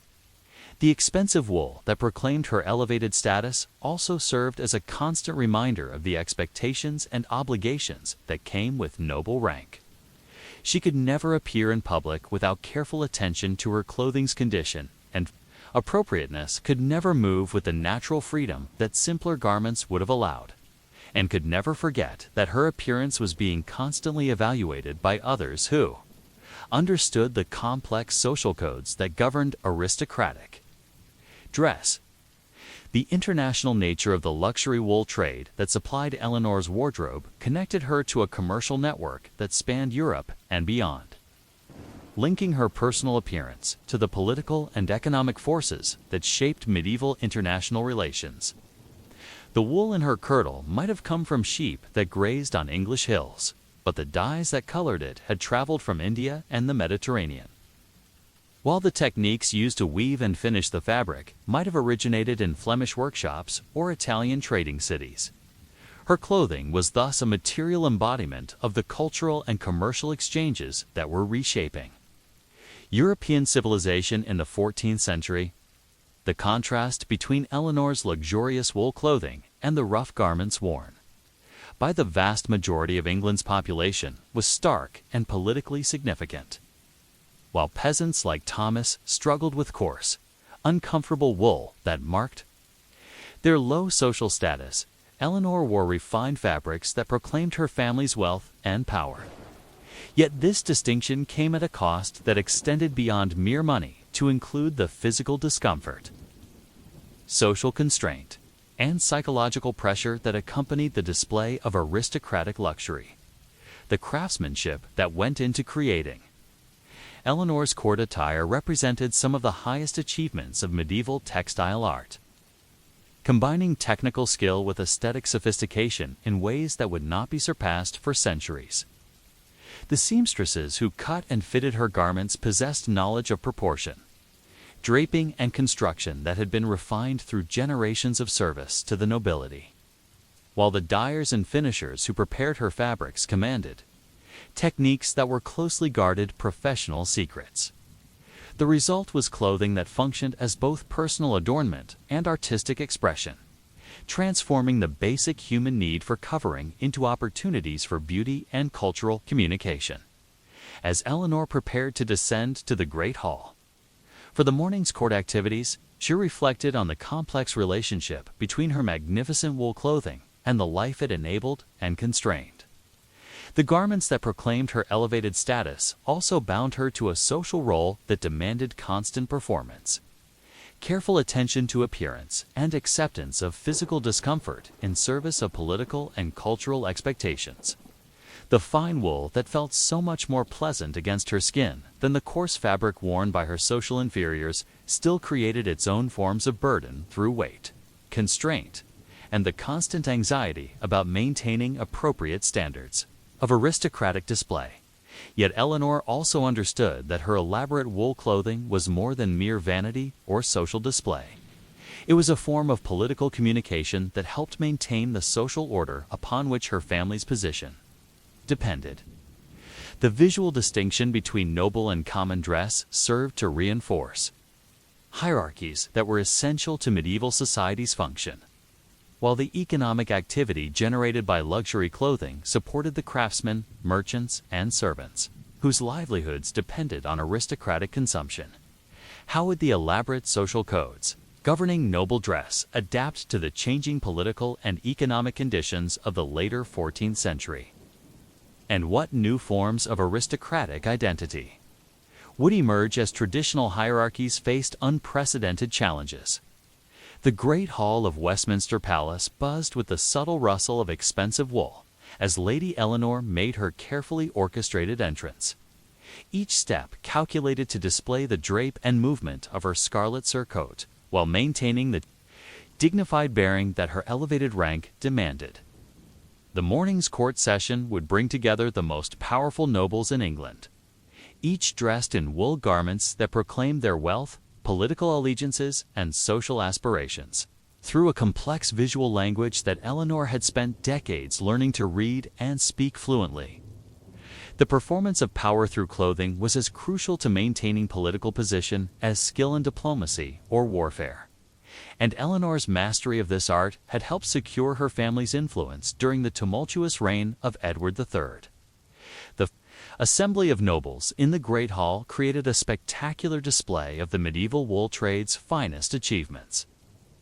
As hundreds of yards of luxury fabric moved and shifted with the gestures and movements of their wearers, Eleanor's trained eye could assess the quality and cost of each garment at a glance, reading the subtle indicators that distinguished truly expensive wool from clever imitations, genuine imported dyes from local substitutes that mimicked exotic slop slick, colors at a fraction of the cost. The Duke of Lancaster's deep purple cat dyed with genuine Tyrian purple that cost more per ounce than gold marked him as one of the wealthiest men in England, while the Earl of Warwick's forest green surcoat, colored with the finest woad and weld, demonstrated both prosperity and the sophisticated taste that came from access to the best craftsmen. The political significance of color choices was never lost on the court's sophisticated observers. Eleanor's scarlet proclaimed her loyalty to the crown, red being the royal color that only the highest nobles were permitted to wear, while also demonstrating her family's ability to afford the most expensive dye known to medieval commerce. The subtle variations in shade and intensity of different red garments told stories of relative wealth and political favor that were clearly understood by anyone familiar with court society. A nobleman wearing scarlet that was slightly faded or uneven had either fallen on hard times or chosen to signal his independence from the fashion expectations that governed court behavior. The seasonal transition from winter to spring, woolens required careful attention to both comfort and political communication. Eleanor's spring wardrobe featured slightly lighter wool fabrics that acknowledged the changing weather while maintaining the visual impact necessary for court functions. The fine balance between practical comfort and social display demanded clothing that was substantial enough to maintain dignity and warmth in the drafty halls of medieval palaces while avoiding the oppressive heat that could develop when heavy wool garments were worn. In crowded rooms warmed by large fires and many bodies, the daily routine of court life imposed unique demands on Eleanor's wool clothing that required constant adaptation and maintenance. The formal ceremonies that began each day demanded garments that could maintain their appearance through hours of standing, kneeling, and carefully controlled movement. the informal social interactions that filled the intervals between official functions required clothing that looked elegant but allowed for the subtle gestures and movements that facilitated conversation and negotiation. The evening entertainments that concluded each day called for garments that could transition from formal court dress to the more relaxed atmosphere of dining and entertainment without appearing inappropriate for either context. The management of Eleanor's extensive wardrobe required a staff of specialists whose skills and knowledge rivaled those of any commercial enterprise. Her chief lady-in-waiting, Dame Margaret, possessed an encyclopedic knowledge of court fashion that enabled her to advise Eleanor on the political and social implications of different clothing choices. The seamstresses who maintained and altered Eleanor's garments understood the complex relationship between fashion, politics, and personal comfort that governed aristocratic dress. The laundresses who cleaned and preserved expensive wool, new techniques for removing stains and odors, without damaging delicate fabrics or fading costly dyes. The international dimension of Eleanor's clothing choices reflected the cosmopolitan nature of 14th century court culture, as fashion influences traveled along the same trade routes that carried luxury goods between European courts. The style of her sleeves might reflect trends that originated in the Burgundian court, while the cut of her surcoat could show influence from Italian fashion innovations that had reached England through the networks of merchants and diplomats who connected Edward III's court to the wider European world. Eleanor's clothing choices thus participated in a form of international cultural dialogue that helped define the emerging identity of European aristocratic culture. The economic impact of court fashion extended far beyond the immediate cost of individual garments to encompass entire industries dedicated to serving aristocratic demand for luxury clothing. The Cotswold shepherds who produced the finest wool, the London dyers who created the most sought-after colors, the Flemish weavers who supplied the most expensive fabrics, and the local tailors who fitted and finished the final garments all depended on the consumption patterns of nobles like Eleanor for their livelihoods. The court's fashion choices thus had economic consequences that rippled through society, affecting the prosperity of communities across England and continental Europe. The competitive nature of court dress created pressures that pushed the boundaries of luxury and refinement to ever greater extremes. Eleanor found herself caught in an escalating cycle of expenditure as other noble families attempted to outdo each other in the magnificence of their court attire. The introduction of new colors, fabrics, or styles by one family created pressures for others to match or exceed these innovations, leading to a constant evolution of aristocratic fashion that made yesterday's luxury seem modest by today's standards. The political implications of falling behind in this competition were serious. A family that could not maintain appropriate dress standards risked being perceived as losing wealth or influence. The physical demands of wearing elaborate court dress for extended periods tested Eleanor's endurance and required careful planning to manage fatigue and discomfort. The weight of her complete ensemble, combined with the constraint imposed by fitted garments and the heat generated by multiple layers of wool, created challenges that had to be balanced against the social necessity of maintaining perfect composure and dignity throughout long court sessions. Eleanor had learned techniques for managing these physical challenges, shifting weight carefully to avoid creating wrinkles, using subtle gestures to adjust uncomfortable elements without drawing attention, and timing her movements to coincide with natural breaks in court activities. The symbolic power of Eleanor's wool clothing extended beyond mere display of wealth to encompass deeper questions about the nature of nobility and the sources of political authority in medieval society. Her expensive garments served as visual arguments for her family's right to hold power and command deference from social inferiors, while also demonstrating the cultural refinement that distinguished true nobility from mere wealth. The complex relationship between material luxury and spiritual virtue that characterized medieval aristocratic culture created tensions that Eleanor navigated through careful attention to both religious and secular expectations of noble behavior. The seasonal court calendar created rhythms of dress that connected Eleanor's personal wardrobe to the larger cycles of political and religious life that structured medieval society. The somber colors appropriate for Lent gave way to the brilliant displays of Easter, while the hunting season demanded different styles and fabrics than the diplomatic season when foreign ambassadors visited the court. Each occasion required clothing choices that demonstrated not only Eleanor's wealth and taste, but also her understanding of the complex protocols that governed court behavior and her respect for the religious and political institutions that sustained aristocratic power. The aging process that affected both Eleanor and her clothing created challenges that required careful management to maintain appropriate court appearance. As fashions changed and Eleanor's body aged, her wardrobe had to be continuously updated through alterations, replacements, and careful selection of styles that remained flattering and appropriate. The investment in clothing that had seemed extravagant in her youth became a necessity for maintaining political relevance as newer, younger nobles appeared at court with their own interpretations of aristocratic fashion.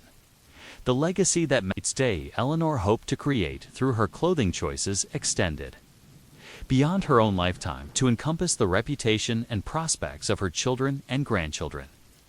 The visual record of her court appearances, preserved in the memories of courtiers, and the occasional artistic representations that documented important ceremonies, would influence how future generations remembered her contribution to her family's political fortunes. The expensive wool garments that caused her daily discomfort and consumed vast resources thus served as investments in her family's long-term social position. As the morning's court session concluded and Eleanor prepared for the afternoon's activities, she reflected on the complex web of relationships and expectations that her wool clothing both represented and helped to maintain. The magnificent garments that set her apart from the vast majority of England's population also bound her to a social role that demanded constant vigilance, performance, and sacrifice of personal comfort in service of political necessity. Yet she also understood that her elaborate dress served purposes beyond mere personal aggrandizement. It helped maintain the visual and cultural distinctions that justified the social order upon which medieval civilization depended. The beauty and craftsmanship of her wool garments represented some of humanity's highest achievements in textile art, while the economic activity they generated supported countless families whose livelihoods depended on aristocratic consumption. How would the elaborate court culture that Eleanor's clothing helped to sustain adapt to the social and economic changes that were beginning to transform English society in the later 14th century? By the autumn of 1361, Lady Eleanor de Montfort had witnessed 15 years of dramatic changes in court fashion, political circumstances, and her own relationship with the elaborate wool garments that defined her public identity. The Black Death had swept through England twice during this period, fundamentally altering the social and economic foundations upon which aristocratic culture rested, while the ongoing war with France had created new pressures on noble families to demonstrate their loyalty and resources through increasingly extravagant displays of wealth. Eleanor's wardrobe, now comprising more than 60 separate garments of the finest wool, had become both a testament to her family's enduring prosperity and a burden whose maintenance consumed an ever-growing portion of their resources and attention.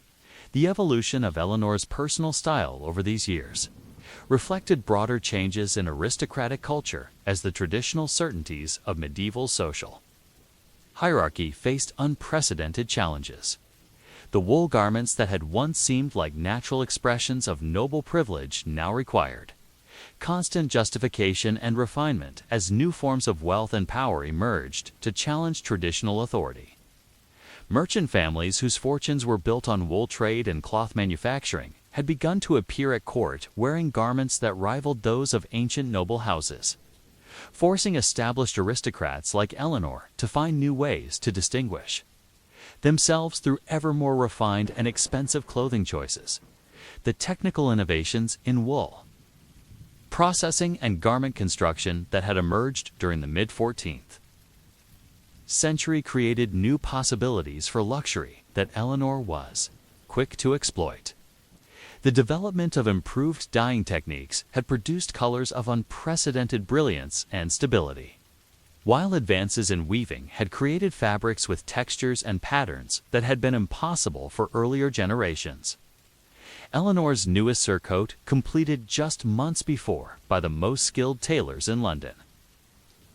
Featured wool so fine that it felt like silk against the skin. Dyed with a new formula that produced a blue so deep and pure that it seemed to glow with its own inner light. Yet these advances in luxury came at increasingly steep prices, both financial and social. The cost of maintaining Eleanor's wardrobe at the cutting edge of court fashion had grown exponentially as innovations created new standards of magnificence that made previous luxury appear modest by comparison. The political pressure to keep pace with these escalating standards of display had forced noble families into competitive cycles of spending that strained even the largest fortunes. While the social anxiety created by fashion competition had made court life increasingly tense and artificial, the personal toll of wearing such elaborate clothing day after day for more than 2 decades had marked Eleanor's body in ways that were hidden beneath her magnificent wool garments. The constant weight of heavy fabrics had altered her posture, creating a characteristic bearing that marked her as unmistakably aristocratic, but also reflected the physical adaptations required by her clothing.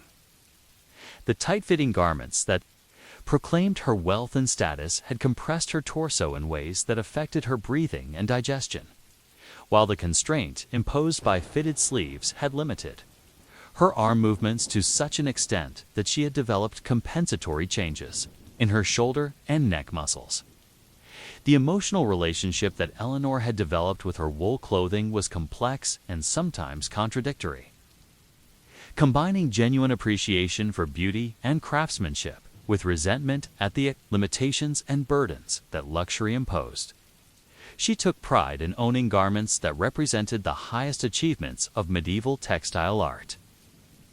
But she also envied the freedom of movement and comfort that simpler clothing would have provided.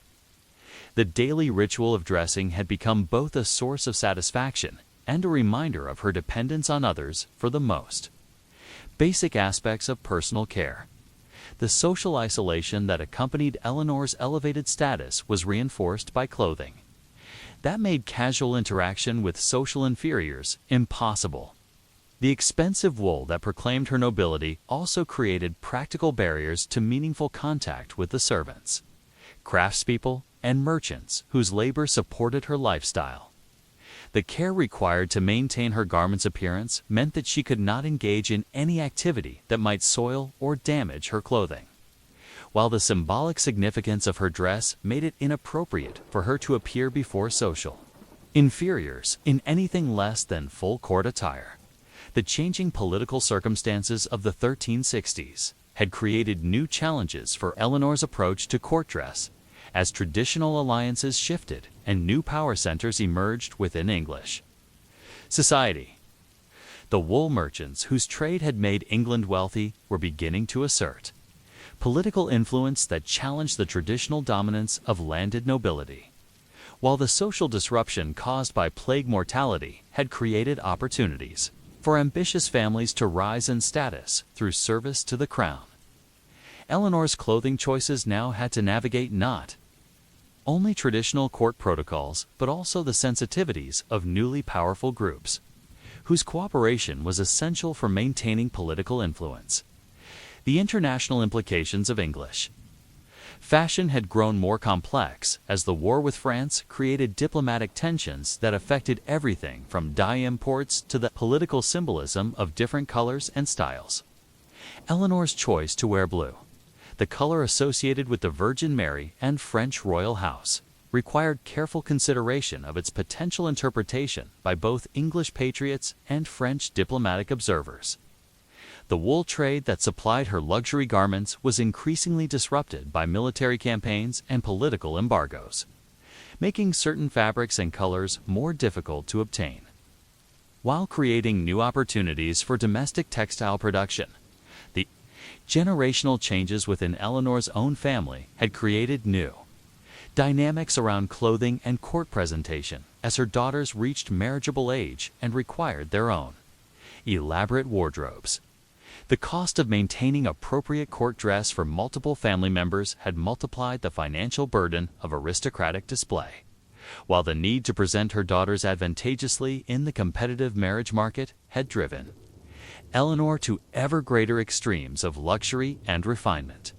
The success of her family's long-term political strategy now depended not only on her own court appearance, but on her ability to present the next generation as worthy of the most advantageous matrimonial alliances.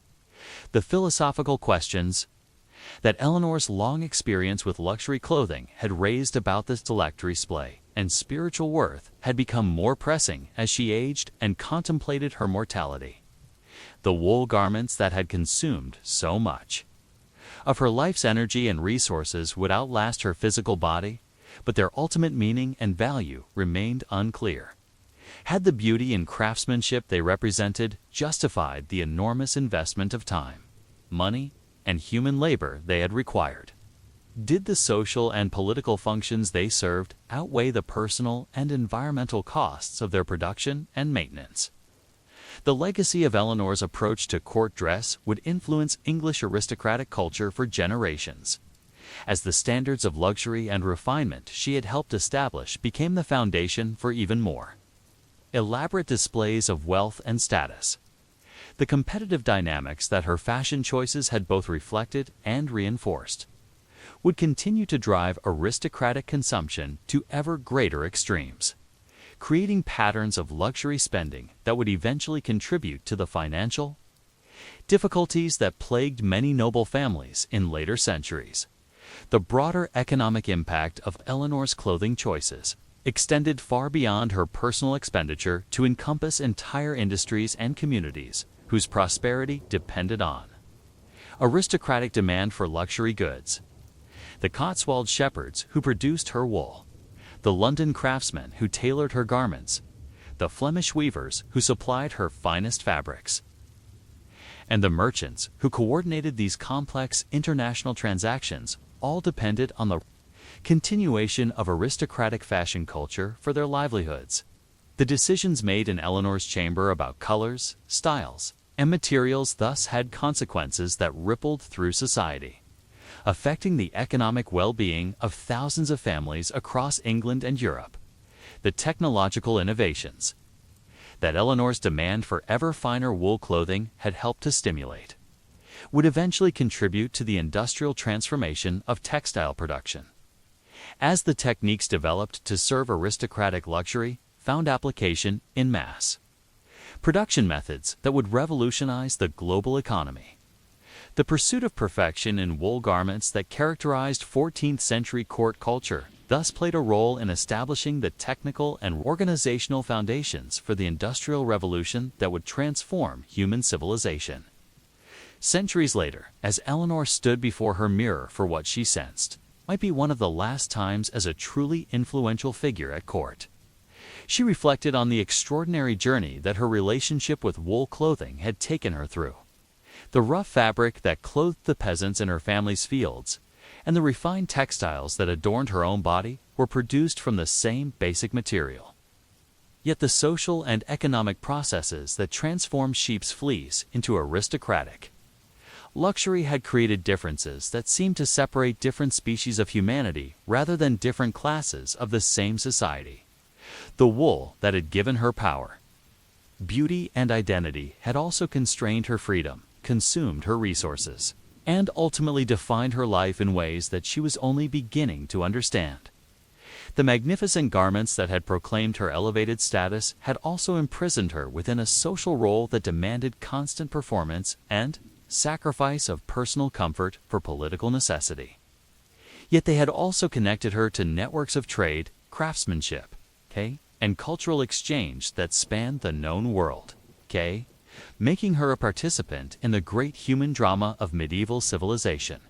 The future of aristocratic culture would be shaped by the tensions between the values that Eleanor's clothing represented: beauty, its craftsmanship, hierarchy, and display, and the emerging forces of commerce, technology and social change that were beginning to transform European society.